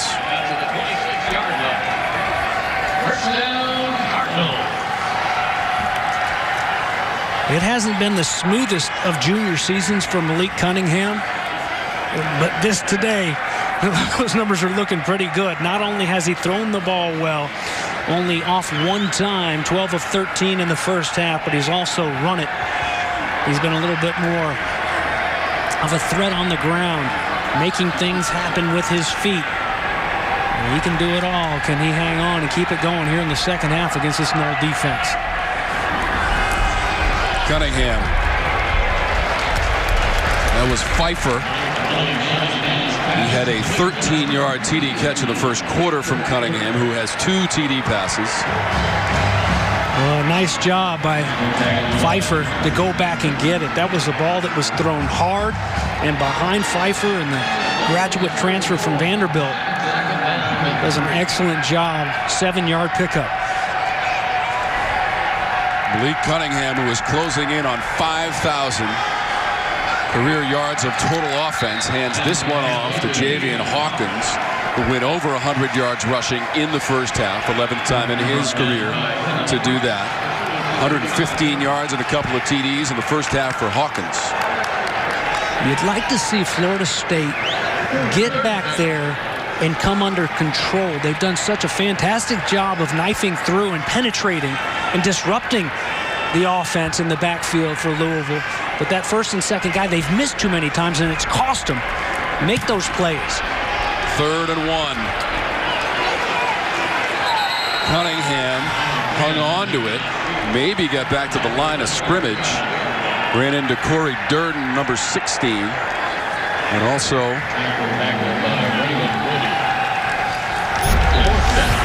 yeah, I thought maybe there was going to be a flag thrown for a face mask. Well, that's a good no call. It looked like he just hit his hand on his shoulder pad and the head turned at the same time. You had two officials standing right over the top of it.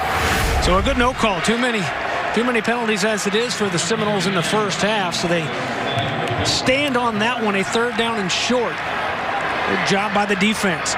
Raymond Woody had the first contact on the tackle of Cunningham. First punt of the game for the Cardinals from Harwell. And just beyond the 30-yard line, the fair catch after a 35-yard punt. So the Florida State defense gives the ball to Jordan Travis.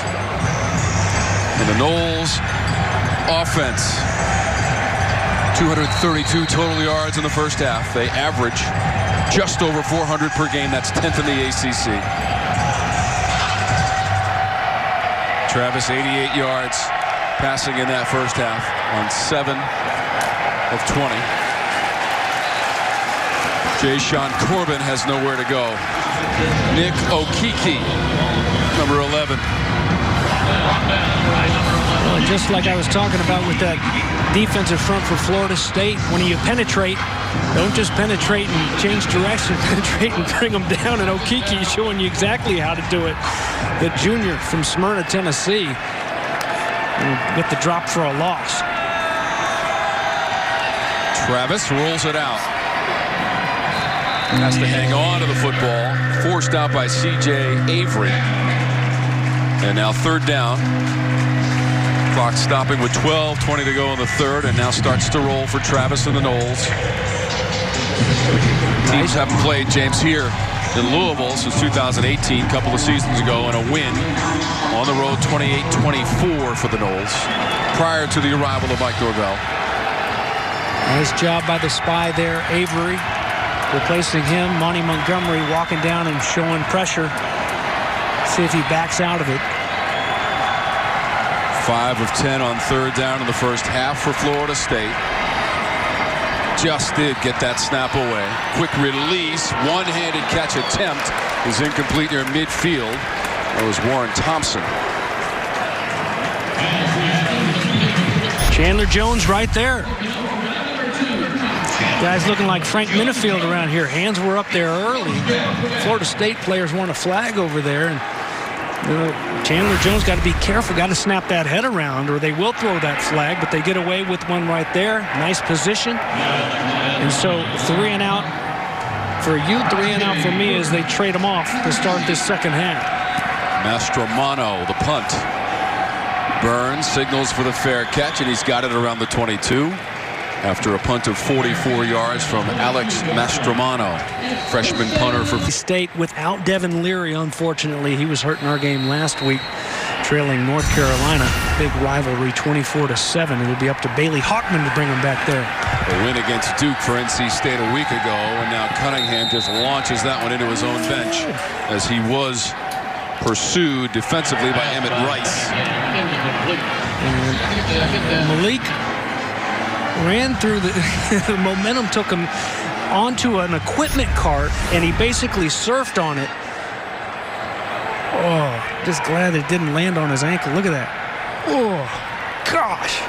You're a Cardinal fan. You're holding your breath on that one. Fortunately, he's all right. And quarterback back out there. Good shot, guys. Some sideline dexterity from Malik Cunningham, and he remains in the game. They'll hand this one off to Hawkins. 25-yard line for Javian Hawkins. Yeah, love it back in there. And well, the damage done by number 10 in the first half. So they've got to rally around and put them in those vice angles. And you can't stop until that whistle blows with number 10. And a good job here. Bottle them up. Force a third down and 7 now. Hawkins, who ran for over 1,500 yards a season ago. School record for running backs. Leading rusher today with 120 yards. They want to throw on 3rd and 7. Dump it off. Ball comes out. Ball on the turf. And did Louisville come up with it? Cards have the football. Marshawn Ford ends up with the football, and it's beyond the sticks as well. So it was Hawkins who had the catch and run and then fumble, but where the ball ended up was enough for a first down. Yeah, but again, you know, I mean, like he's in a phone booth here after the completion. Look how many guys he makes miss. Ball comes out, and an excellent job to jump on it. That's Marshawn Ford. And then you should have seen Javian Hawkins doing push-ups. The punishment for fumbling immediately. Incomplete near the 45-yard line, looking for Des Fitzpatrick. There you go. There you go. Look at him. There he is. Bottom of your screen. Knuckle push-ups. Looks like you during halftime, James Bates, getting in a quick workout. I'm doing squats right now. How many did he get? What did he pump out? About 20? Oh, 10. Okay. I guess he did 10, you know. It's right. Probably the punishment for the backs when they put the ball on the ground as it is in practice. You might as well knock him out right now, Javian Hawkins. Maybe we should incorporate that kind of thing with our technical crew. Yeah. Do some push-ups. Of course, they never mess up, so that would never happen. But it'd be me and you doing push-ups all the time, Bates. Cunningham wants a deep ball. Down the sideline, Fitzpatrick trying to get free of the defender, and a flag comes out.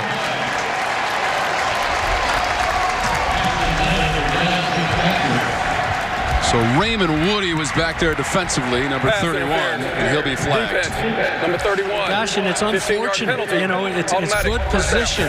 You just got to trust. Those eyes get big. Snap that head around. Snap that head around on the inside shoulder. Find that football, and it's perhaps an interception instead of a big penalty here. Good try by Des Fitzpatrick. The big body trying to get it with one arm. But Woody is in position. You just got to trust it. Fresh set of downs here for Louisville. It hasn't been the smoothest of starts in the second half, but they will take all the help they can get here to keep it alive, leading 31-14. 7 penalties for 80 yards for the Noles. Open field tackle of Javian Hawkins, who was loose for a moment. Asante Samuel Jr. got him around the ankles.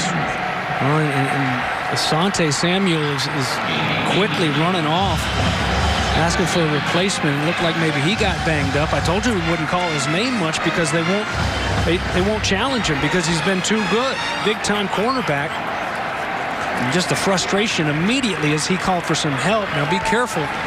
2nd down and short. His replacement in there. I think it's Jones down at the bottom of the screen. Cunningham. Middle of the field. Ball hits the turf. Fitzpatrick back there. Jarvis Brownlee, number 3 for Florida State. Raymond Woody as well, all in the neighborhood. Woody's wagging the finger, but he's lucky that ball wasn't caught. It's momentum. It's tough to put the foot in the ground and come back up and go and try to high point that football, and it seemed to float up there forever. Des Fitzpatrick finally running underneath it. That could have been another scary big play. Instead, it falls to the turf, and here's your 3rd down and short. 4 of 6 in the game on 3rd down for Louisville. They're going to run it. They're going to get it. Down the sideline, Hawkins bashes into a man at the 12 and close to the 10-yard line. Javian Hawkins running for 32 yards. Watch 74. The big tackle, Adonis Boone, way down the field to spring it. And then it's a whole lot more tacked on by Hawkins. When he gets going full speed, look out. So dangerous. Big hitter to take him down to 1st and goal at the 10-yard line. Javian Hawkins, who went to the same high school as Carrot Top, the comedian. No joke, baby. No joke. I need confirmation on that. Cunningham looking for the end zone, just throws it away. Hawkins James is now up to 162 yards rushing and the 2 touchdowns. And so Hawkins with those 2 TD runs today, that means he's got 17 career rushing touchdowns in 23 career games played. Talking to his offensive coordinator, Dwayne Ledford, he said, you know what, everything he does with a chip on his shoulder. Just feisty and scrappy as can be, a fierce competitor, and an outstanding athlete, too. A pretty good combination, pretty dangerous combination. Here he is again. 2nd and goal. Hawkins to the end zone. Touchdown, Cardinals from 10 yards away. Javian Hawkins.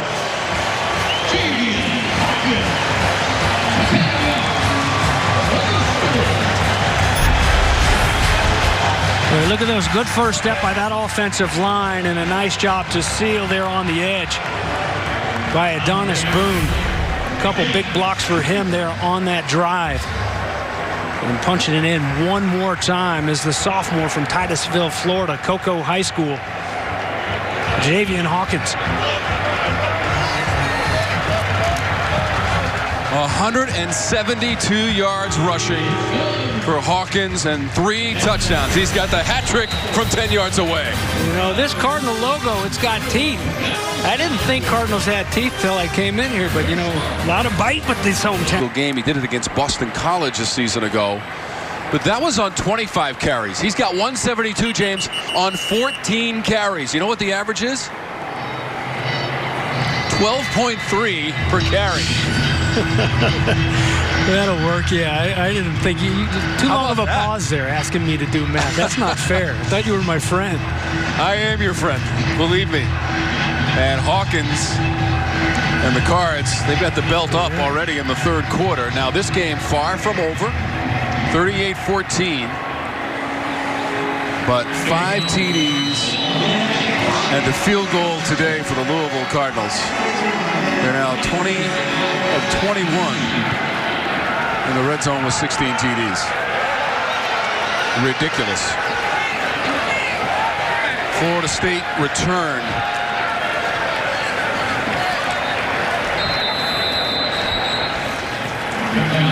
Douglas on the return for the Noles. Well, good job by Ja'Kai Douglas to even get back up there to the 20. It took him a while to get his hands on the football. Could have been a lot deeper for Travis and company to start. Incredible red zone numbers this season for the Cards. Jordan Travis, you see the way he's carrying that left arm? It was an issue late in that North Carolina game. He could barely move his left arm. Took a couple pops, but kept going back in there. He seems to be really carrying it gingerly here today. Throws this one nearly intercepted. Clark had a chance at that one, looking for McDonald. You see Yeast hugging him up. Travis is going to take a hit here at the end. He's up in the air, so a little bit easy to toss down. But boy, you saw Yeast who dropped an interception. Could have been an easy interception earlier. And this one here, it was almost like Contrell Clark. He treated it like it was, you know, a mask that was just left out in the parking lot, trying to stay away from it. Didn't want any part of that interception. 2nd and 10 with a flag out. Webb was the ball carrier. Ran into Monty Montgomery. Legal formation. Listen to that clack, clack. 4 players in the backfield. Sweet sound. Decline. 3rd down. Man.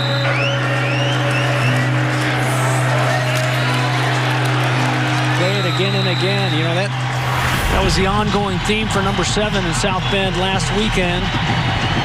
Stop forces the 3rd down, and he's still feeling it here for this 3rd down try. Now he's the guy who's drawn the assignment of spying on Jordan Travis. He can't let him sneak out here and get a nice cheapie on a 3rd down and long.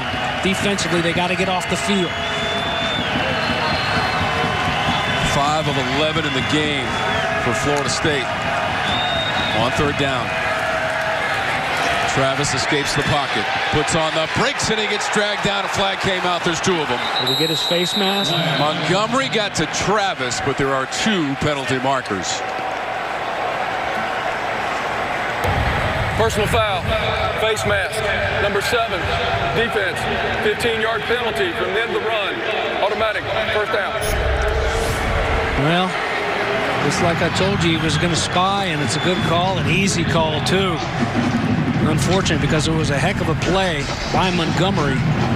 Take away that cut. He came under control, which is something that we had seen some good athletic play, some good penetration time and time again defensively for Florida State, but a lot of times they wouldn't motor down and come under control, and they got hurt by guys like Hawkins. Here Montgomery, he's there, he's got the angle. Just comes under control, but he grabs that face mask, and there's the freebie. We'll see if it's just what the Noles needed. Direct snap here. This is Corbin. Travis lined up as a wide receiver, and Corbin turned back by Monty Montgomery, who is the sack leader on this Louisville team with 4 this season and 9 for his career. After getting flagged for the penalty, he makes the tackle. A little bit of a wrinkle there from Florida State with the direct snap, James. Yep, now Corbin back behind Jordan Travis in this pistol look. Corbin also a really good receiver. Corbin on the run. Cross midfield. Batters his way down to the 40. Javian Corbin.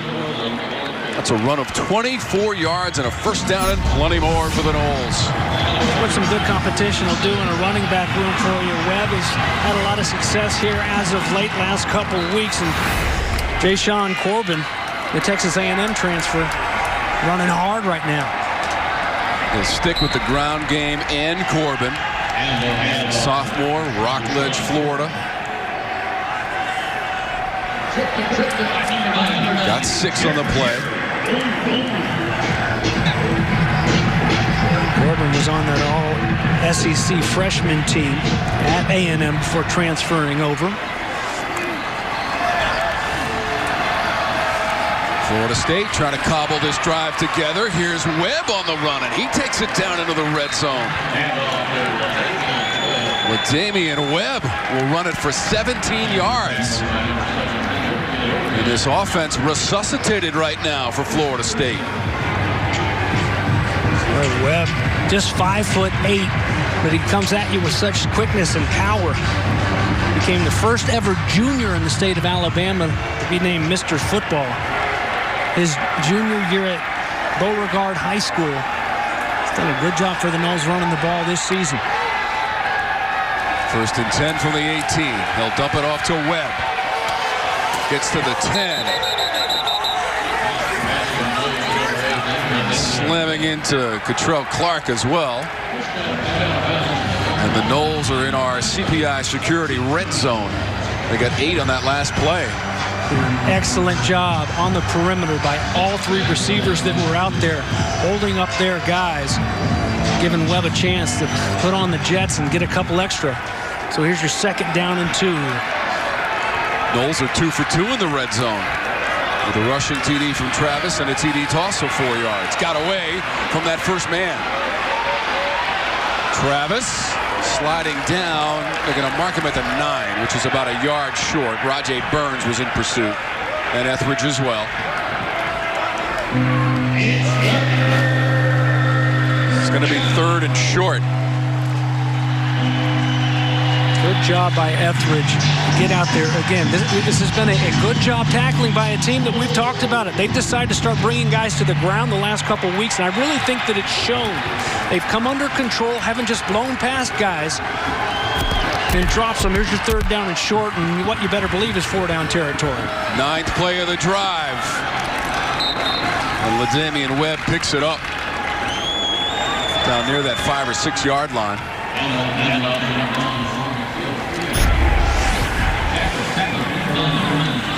That mesh point, a little bit of a funky exchange. A good job to pull it in by Toafili.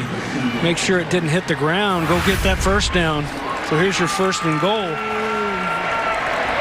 Lawrence Toafili on the previous carry, the freshman. 1st and goal from the 5.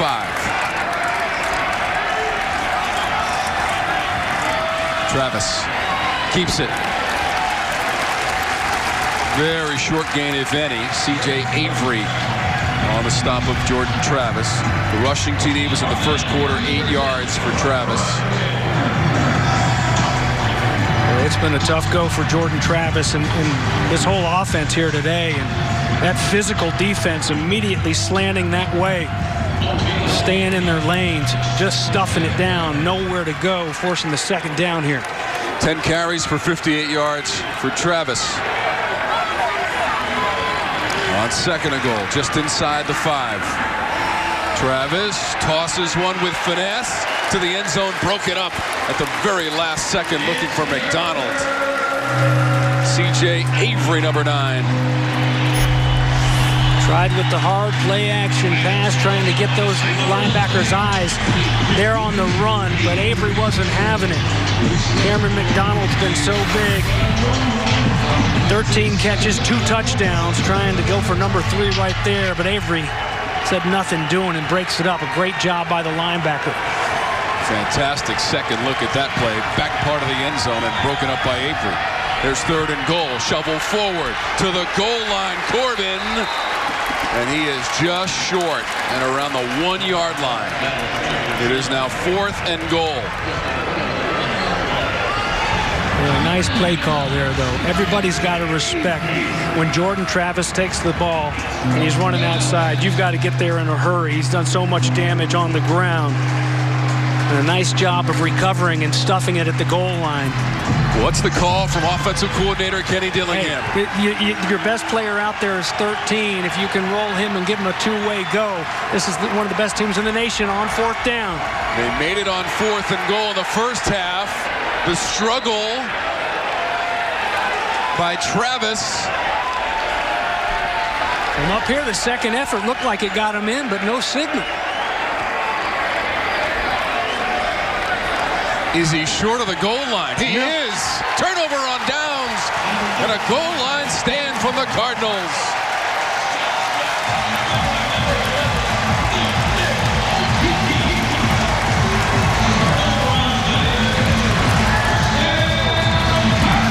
Travis could not break the plane. He had thrown a 4-yard TD pass on 4th and goal in the second quarter. And the call on the field right now is a turnover on downs and a goal line stand from the Cards. So there's further deliberation. We'll come back in just a moment. Travis trying to get it in there. The first guy with his hand in the dirt per year, redshirt freshman, he makes it happen. Okiki's the one who's going to get back there and wrap up the quarterback, Jordan Travis, immediately. A good job by him.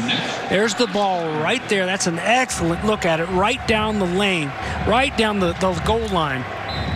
But really, if it's not per year who takes that pop underneath the pad level of that offensive line, and he really takes on 2 guys, a redshirt freshman from right here in Louisville, 41, then that ball's easily into the end zone by the time Okiki can get there. Jordan Travis has nowhere to go with the stuff right in front of him, and Okiki cleans it up. Goal line stand for this defense. Certainly doesn't look like a 1-4 football team here so far today, leading 38-14.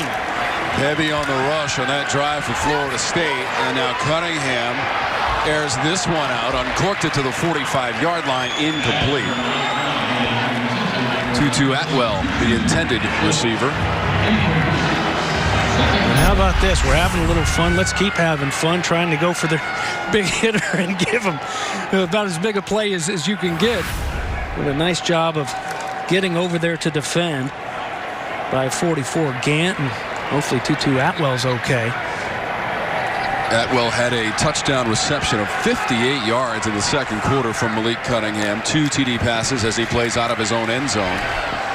Cunningham, is he driven back into the end zone? Yes, it's a safety. A safety for Florida State. Emmett Rice made the hit on Malik Cunningham, trying to come out of the end zone. Safety.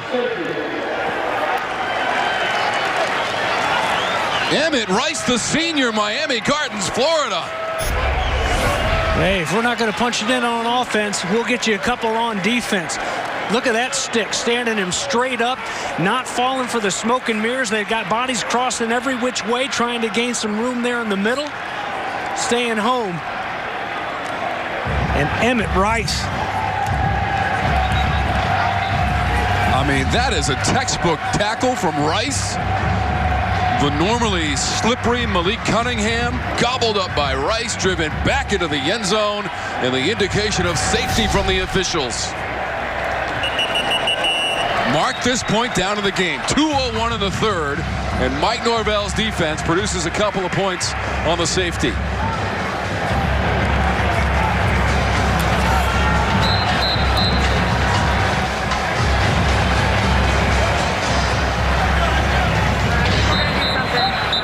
So the Cards tried the long pass to Atwell. That was unsuccessful. And then Cunningham, coming out of his own end zone, didn't make it back out. After leading 31-14 at halftime, late in the third. So glad that you're with us. Tom Wormy, James Bates, our spotter statistician, Charles Skip McMillan, and Lindsey Rowley on the sidelines. Well, Tom, Coach Norvell, when he came to Florida State, he brought a philosophy with him, and that philosophy is CLIMB. Now, the Florida State football program, CLIMB, stands for commitment, little things, intensity, mental toughness, and brotherhood. Coach Norvell told me that a lot of people, they want to get to the top of the mountain, but they don't want to go through the process and the hard work to get there. Now, certainly Florida State's going to need all of those things in order to compete here as we wind down and get closer to the fourth quarter. Guys? All right, Lindsey. First, you have to show a lot of these Floridians what a mountain looks like. Douglas on the return, Florida State. Little things, intensity, the mental toughness, and the brotherhood. Well, that mental toughness, it's been there. They went on the road a couple weeks ago. Notre Dame, a little bit rough early on, and could have folded up the tent and just tried to play it out and go on home, but they scrapped and fought to the very end. And this is a team, even after that Miami game, and Jacksonville State had them down early. They fought back, so expect 4 quarters of play, that focus and finish that we talked about off the top. Travis complete, Louisville side of the 50 to the 40-yard line. It's Cameron McDonald refusing to go down. Junior from Long Beach, California. 6'4" and 238 pounds of Cameron McDonald. 17, Dorian First down. First down for the Noles inside the 40 of Louisville.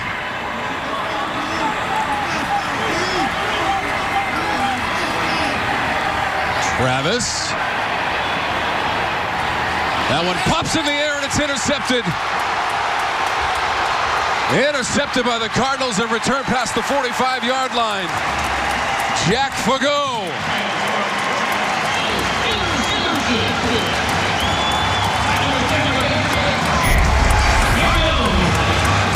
Again, Travis buys some time with his feet, and Wilson, who has a touchdown here in this one, just took his eyes, tried to turn and run. It was a ball that was thrown pretty hard. That's why it ricocheted and bounced so high.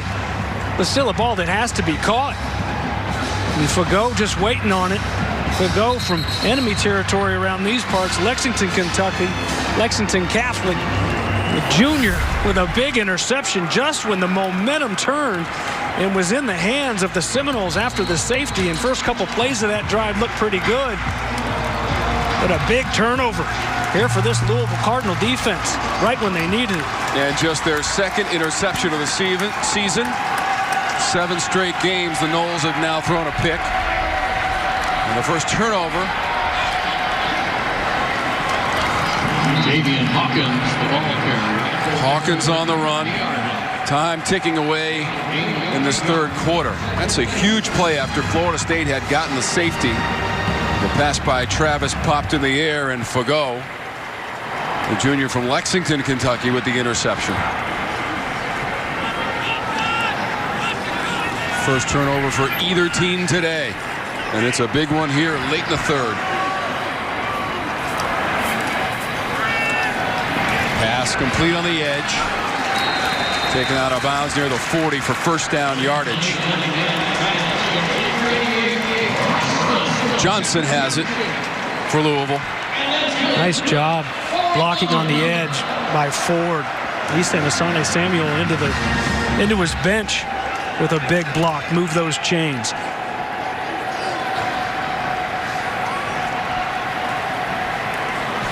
Closing seconds of the third quarter. Louisville had the 31-14 halftime advantage. 38-16 as we play late in the third.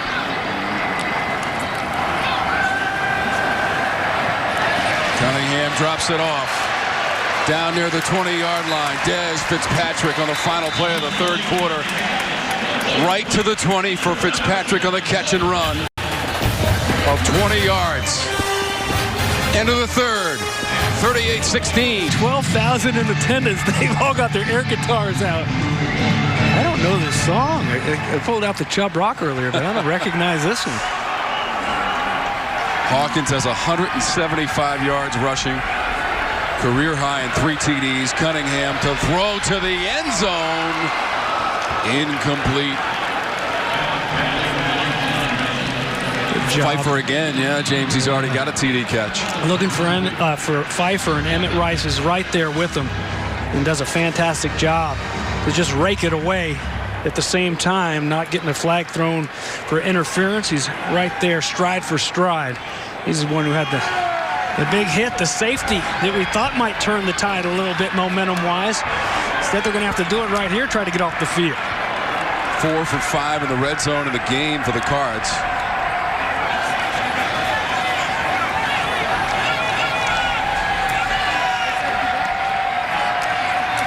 Using every moment of that play clock. Might have been a loss on the play there as Hawkins got tripped up. Yeah, I think it was by his own offensive lineman, but the reason his offensive lineman was backing up was because of the pressure there in the middle. See if we can see, give credit to who stood him up there. Kendo gets up the field, but I think it was Robert Cooper who first walked his guy back and then got a JOP. So they're checking on Emmett Rice, number 1 for the Noles. Up to the upper deck. 3rd and 11 for Cunningham. Incomplete in the end zone. That close to Ford. So 4th down now, James, for the Cards. Ford so close earlier to scoring a touchdown, had his knee down and was ruled down at the 1. And you know, this one, he's not going to want to see the replay of this one. It doesn't get any easier than that. We've seen a lot of drop balls in this one, offensively and defensively. So here comes James Turner in for another attempt. They've already blocked one of his tries here today. 1 for 2 in the game. This from 39 yards away. Hit from 28, and this one is going to be good.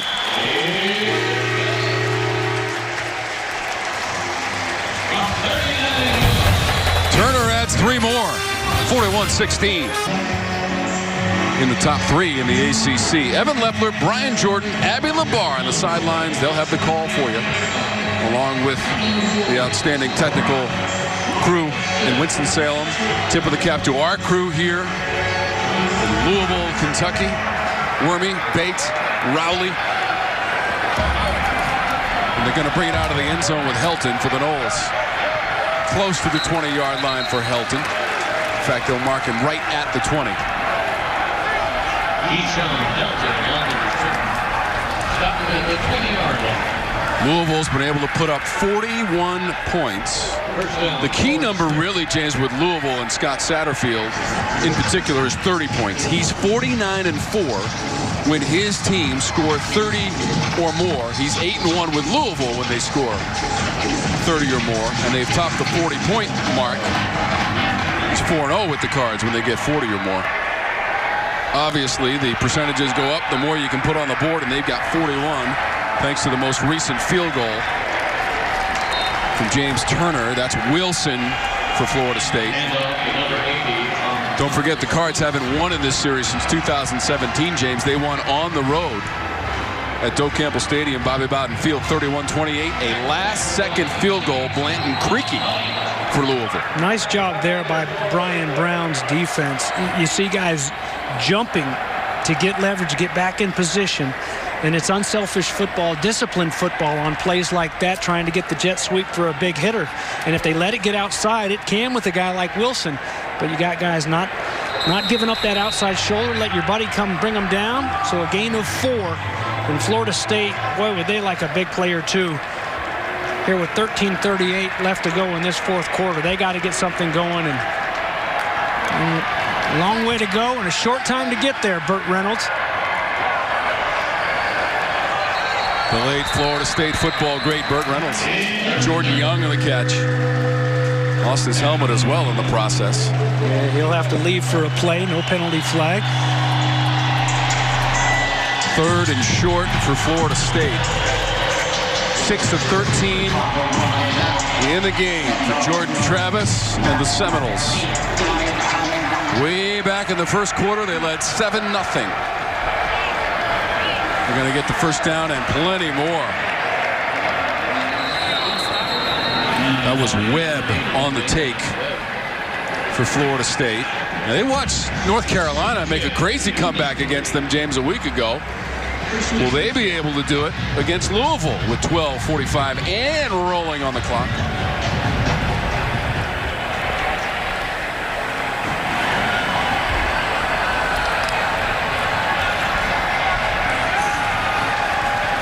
Travis over the middle.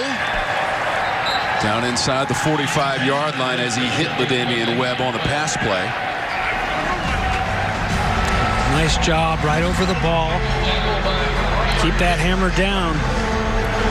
You got the tempo in the package. We've seen it throughout the season.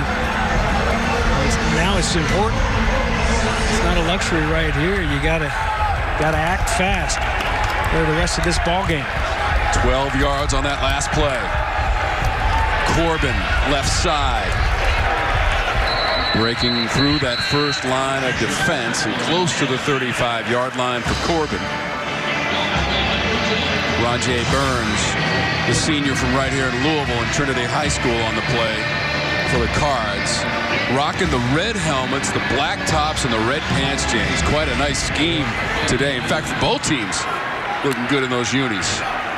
The all-whites for Florida State. Travis pursued and taken down. Yasir Abdullah for the Cards. Well, I was hoping 22 make a play today. That's what my old teammate Xavier McRae, Carroll City guy, making the tackle. Yasir Abdullah played at Carroll City High School. Aubrey Hill, his high school coach who passed away this past summer, one of the greatest people around. And he's missed by a lot of guys that he's helped to coach and befriended over the years. Nice play there by 22. 3rd and long. Underneath. Complete. Wilson well short of the line to gain, which is up near the 33-yard line of Louisville. And that'll bring up 4th down for Florida State. Well, you certainly miss a guy like Terry. Throughout any game, you can't have Tamari and Terry, but, you know, especially in situations like this, where you defensively you fear a guy that's going to run by you. They can run those routes and break them off. And 4th down and 12. This is an offense that's been fantastic. Over 64%. 6th in the nation coming into this game on 4th down, but this one's 4th down and a dozen. 1 for 2 on 4th in the game. Travis stands tall.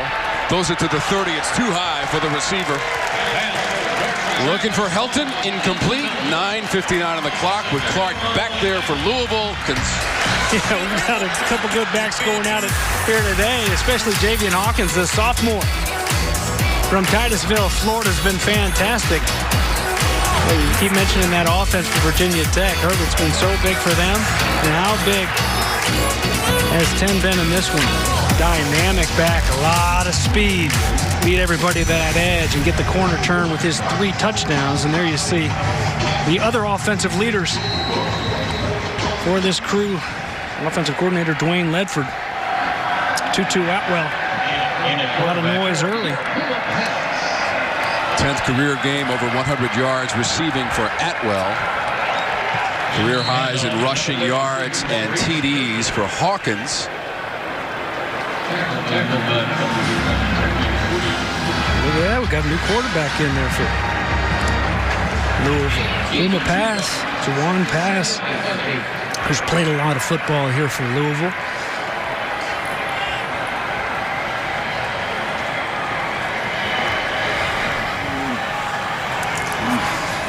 Big body. You think Malik Cunningham looks like a big quarterback out there. 6'4", 230 plus, number 4 here. Uh-oh. Down the sideline, into the secondary. Berkeley down near that 10-yard line. 43 yards on the run from Berkeley. Boy, no Cunningham, no Hawkins in there right now, but same result. Little stutter step for Berkeley to gain a few extra yards there towards the end of the run. Gaines got to be careful grabbing that horse collar. Could have tacked on a couple more. But Berkeley, who's, remember, stepping in for Hassan Hall, who wasn't available for today, the junior, who's usually the backup to Javian Hawkins. So you've seen 36 in there quite a bit. Pass. Couple of pump fakes and then dragged down at the 11. Maybe a yard. Stephen Dix Jr. on the tackle. 32 in white, garnet and gold.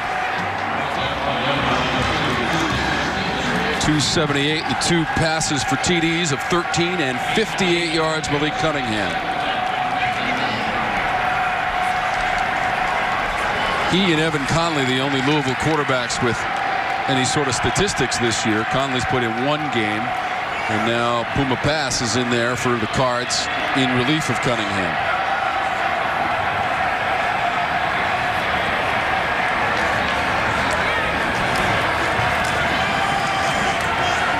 Berkeley right side stood up at the line of scrimmage.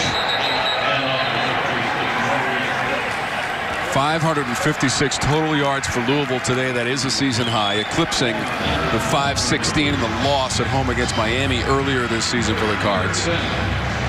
But they have rolled up the offense. And last week, James, they only had 233 yards of total offense in the loss at Notre Dame, 12-7. They've made up for it today.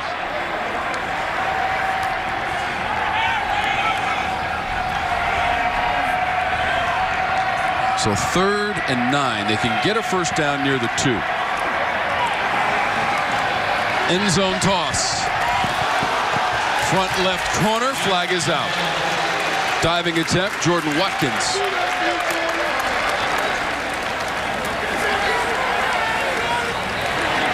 Raymond Woody defending.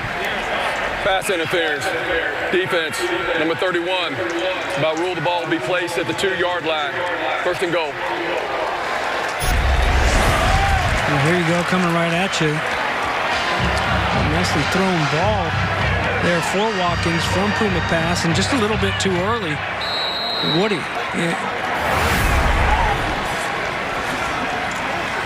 Try to look it up here. What year is Woody? He's in position a couple times. He had a couple flags thrown on him. Sophomore, young guy. Just he's going to mature. He's going to be a heck of a player. First and goal. Race to that front corner, and it's won by number 1. Atwell, 2nd receiving touchdown of the game. And the Cardinals are back dancing in the zone.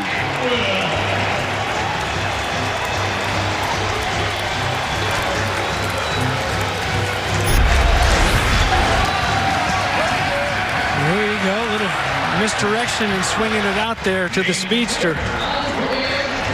And I wouldn't wish that on anyone trying to outrace him to the corner. Nice little play right there. It's 2-yard TD pass. Pass to Atwell. 2nd receiving TD. Tutu Atwell. Tutu Atwell, a Miami Northwestern graduate, getting it done here today. Guys like Teddy Bridgewater. Here's a look at that last touchdown play. Pass. And he threw that one backwards, James, is what the official scorers are telling us. So it's technically a 2-yard run for Tutu Atwell. Okay. Close enough. Back in the end zone. I think it looked like a little bit of a backwards pass, but either way, it was a well-devised play by Louisville in tight, and for 2 yards, Atwell runs it into the end zone. There you go, 2-yard TD run, Atwell. Second TD today. He had a TD reception of 58 yards from the starter Malik Cunningham, that back in the second quarter. Douglas and Corbin are deep. 22 is Ja'Kai Douglas, the freshman. So Louisville only scored 7 points, 1 touchdown in the third quarter last week at Notre Dame. It is a different story today against Florida State. And is there a situation, James, for Florida State where they didn't get the validation they wanted from last week's win against then number 5 North Carolina, maybe? Yeah, you know, had they come in here and taken it to the wire, it's a shame, too, because it was such a huge win for the program. And people coming into this one, you look at it and say, oh, well, Louisville's 1-4. We ought to go in and win that one. But as we've talked about throughout the broadcast, this is a 1-4 football team that's been so close to making these big plays happen. Unfortunately for Florida State, they all kind of came together and all happened. It was a whirlwind of big plays on the previous play here today. So to say that they beat a number 5 team in the nation and then went on the road and lost to a 1-4 team, it doesn't do it justice. And I'll take a look at Dallas here, the injured Cardinal. So it really is a shame that they couldn't back it up with a solid 4-quarter performance here today, and it doesn't get a lot easier. You know, they got Pittsburgh going down to Tallahassee. They'll have Halloween off, you know, a chance hopefully for Tamarian Terry to get healthy, get him back out there. They've missed him today. Gosh, a lot of pain there for 14. Hopefully he's okay. But then they're at NC State, Clemson, Virginia, and finish up at Duke. So not an easy stretchers. New quarterback in there for FSU now. And that's the first look at Chubba Purdy. Purdy, a lot of folks high on Chubba Purdy. The freshman out of Queen Creek, Arizona. He is the 4th Florida State quarterback to see action this season, along with Blackman, Travis, Rodemaker, who we saw against Jacksonville State. He started that game, gave way to Travis. So Purdy in there now for Florida State. Up the sideline. And the long run, Toa Philly.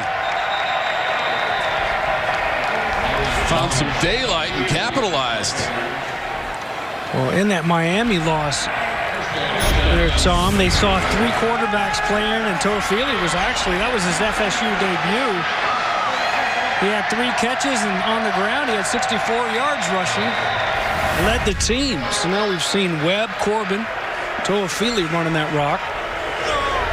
49 yards of the run by Toa Philly, the freshman.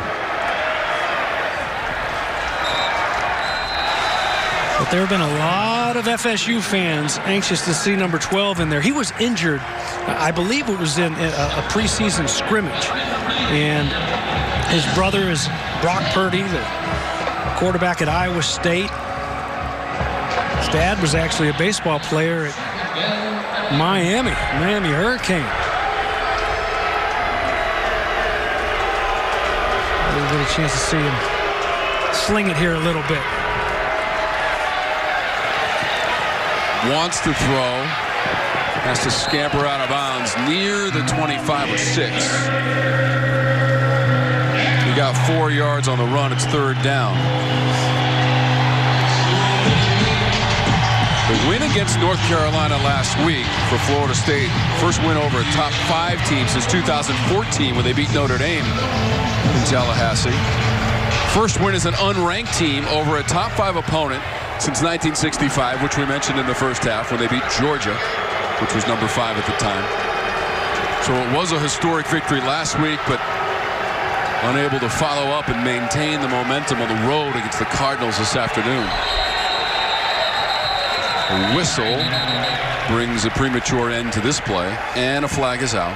Prior to the snap, false start, number 51, 5-yard penalty, still 3rd down. Boy, those whistles, music to the ears of Chubba Purdy, because he had everybody coming in a red hat after him. It was like in The Waterboy. She's The Waterboy. I've seen that movie. She's the most beautiful woman alive. I didn't say anything about it. Didn't you win some kind of award for that movie, James? So here's a 3rd down and 11 now. You actually see him give him a little bit of protection. By the way, Virginia Tech will be here next week, the opponent of Wake Forest today. The Hokies come here to Cardinal Stadium for the first time since 1992. Next week for Louisville, that's their opponent coming up. 5-yard penalty. And the penalty's going against Coach Norvell and the Seminoles. So he got his first ACC win last week, but won't be able to back it up today against the Cards, who are going to get their first ACC win of the season after being 0-4 against Atlantic Coast Conference opponents so far this season prior to today for Louisville.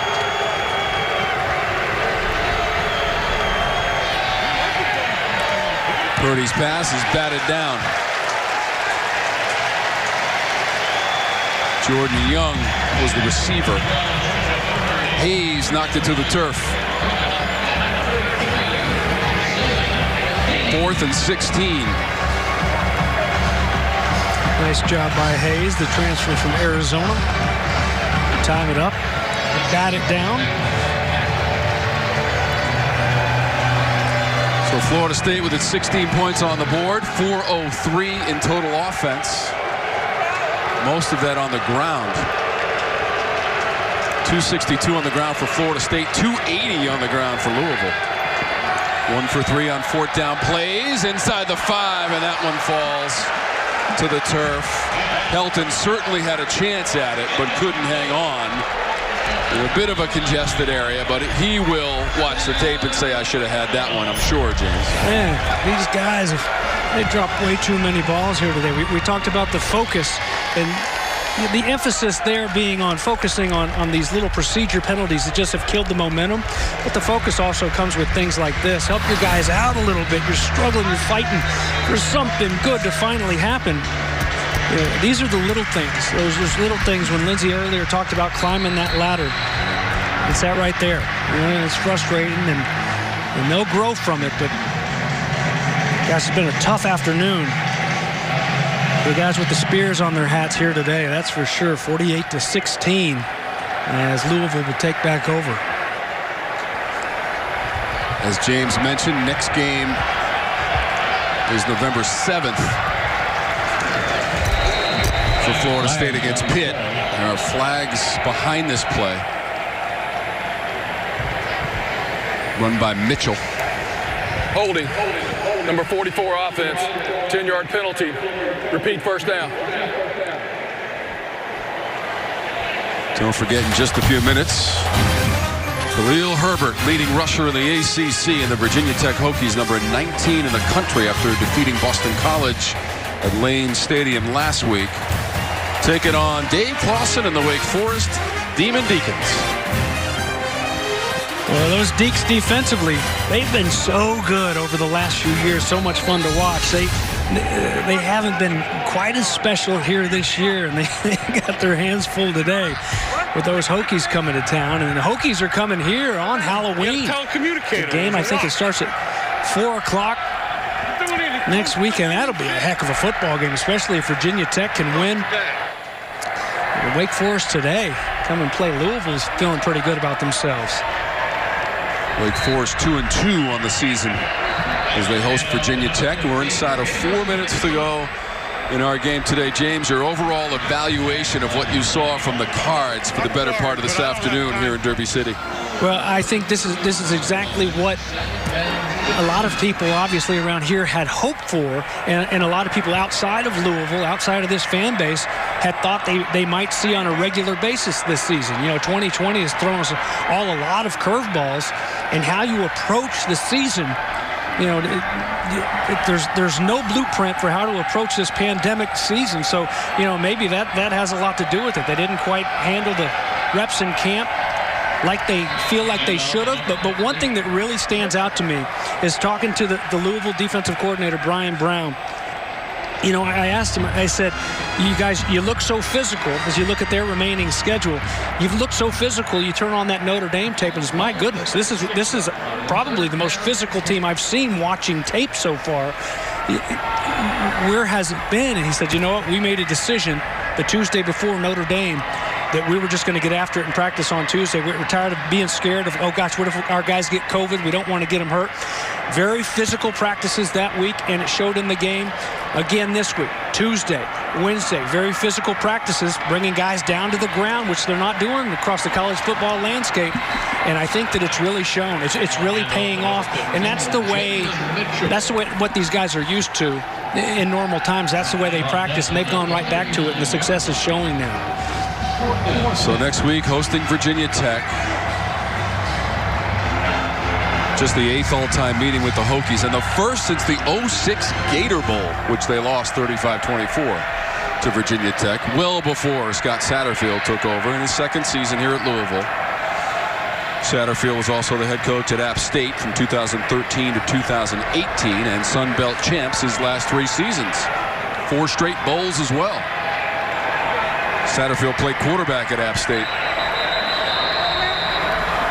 1:45 on the game clock and a timeout taken. So with this afternoon's proceedings, Florida State will drop to 2-4 and 1-4 in conference play. 0-3 on the road for Coach Norvell. Week off, then Pittsburgh, and then November 21st they got to play number 1 Clemson. And that's the upcoming schedule for Florida State. That includes NC State playing Carolina today. They got into the top 25, James, by virtue of their victory over Duke last week that we got to call. Yeah, that was a fun one. Wild game there in Raleigh last weekend. Unfortunately, they lost their star young quarterback for the season, Devin Leary. Asante Samuel Jr., he left the game a little while ago. And hopefully he's okay. He's going to be ready to go. They get back into action in 2 weeks. There's a chance to get a rep on the punt team. It's been an adventure, to say the least, for this punt team. Helton.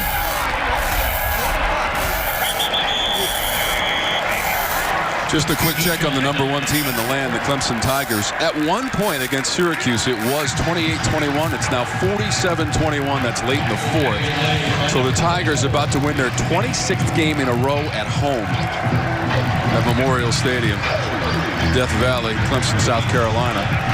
Solidify their spot as number 1. And we told you they're coming up on the schedule for Florida State. That's on November 21st. And they'll play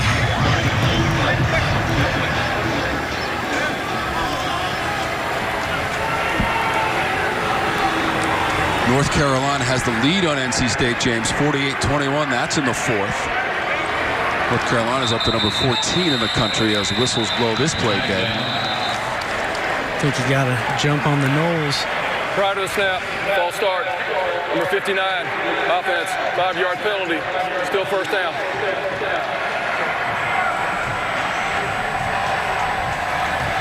Things you can control, and they've just had too many of those. And this game's out of hand, but they've had a couple here in the 4th quarter. They've had a couple procedure penalties just along that offensive front. Way too many against North Carolina. Go back to that Miami game, they had 12 penalties. They can't have them. They want to be successful. Purdy on the run sails it into the Louisville bench. This day for the Cardinals, 6 for 6 in the red zone. A season-high 571 yards of total offense, and they did not turn the ball over. And Mike Norvell had to watch Javian Hawkins rush for 174 yards, career high, and take it in the end zone 3 times. Well, they only had 233 total yards in the loss last week, 12-7 at Notre Dame. The lowest total for Satterfield since he's been here. Incomplete. A couple there. And past the numbers. And remember, they led Notre Dame 7-6 in the 3rd quarter. You know, we've talked quite a bit about the procedure penalties, but the drops are becoming another issue. Just way too many. Just little things they've got to get back to work on. And it's a shame, you know. Here you got a guy that's coming in, getting his first reps. Everybody wants to see him go. He's hit a couple guys on the numbers, and they're just dropping these balls. Would have been his first touchdown of his career just moments ago down in the goal line, an easy one that was dropped. Purdy passes midfield, and that ball hits the turf. Again, almost picked off. A couple of Louisville players hit the deck. It was Abdullah trying to shake it off. They were looking for Williamson. Hold on, you hit the Louisville run for the first time. Louisville. No, you said Louisville. You said Louisville. My apologies then. Louisville. There you go. They win here. Don't forget, coming up, Virginia Tech and Wake Forest. If you're Florida State defensively, James, you should probably take a look at the numbers. They allowed 558 to North Carolina in the win last week. Today, they've allowed 571. So, just things to consider if you're Florida State defensively as they get that punt away. Barely. Uh-oh. Uh-oh. All the way back. Potentially scooped up and taken by the Noles, and they're going to stop it at the 10-yard line and give it to the Noles. So it was Burns who had trouble with it. It's going to be the first turnover of the game for Louisville. Should be inconsequential with 1:08 to go, but again, Burns with the misplay.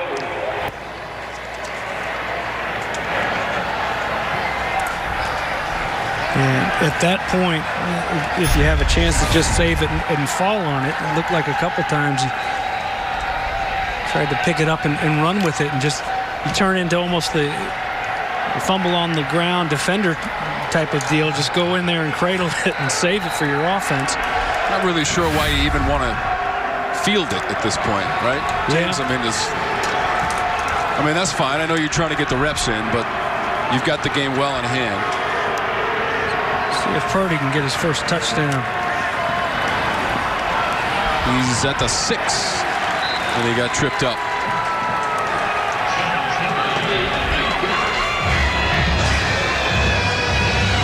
Final 53 seconds.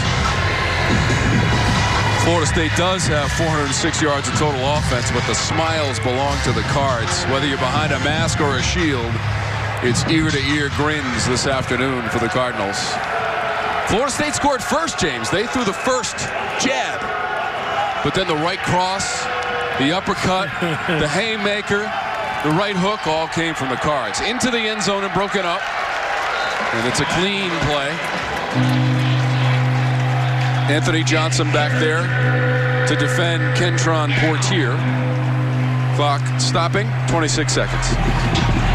You know, it's an offense that hasn't only missed the playmaking ability of Tamari and Terry, but it's the competitiveness and you know to go and fight. Hey, that's a 50-50 ball right there. No, it's not if you're Terry. It's a 90-10 in my favor. I'm going to make it happen. And, you know, here's again, it's hang on to the football. Who wants to take that next step and who wants to scrap and compete?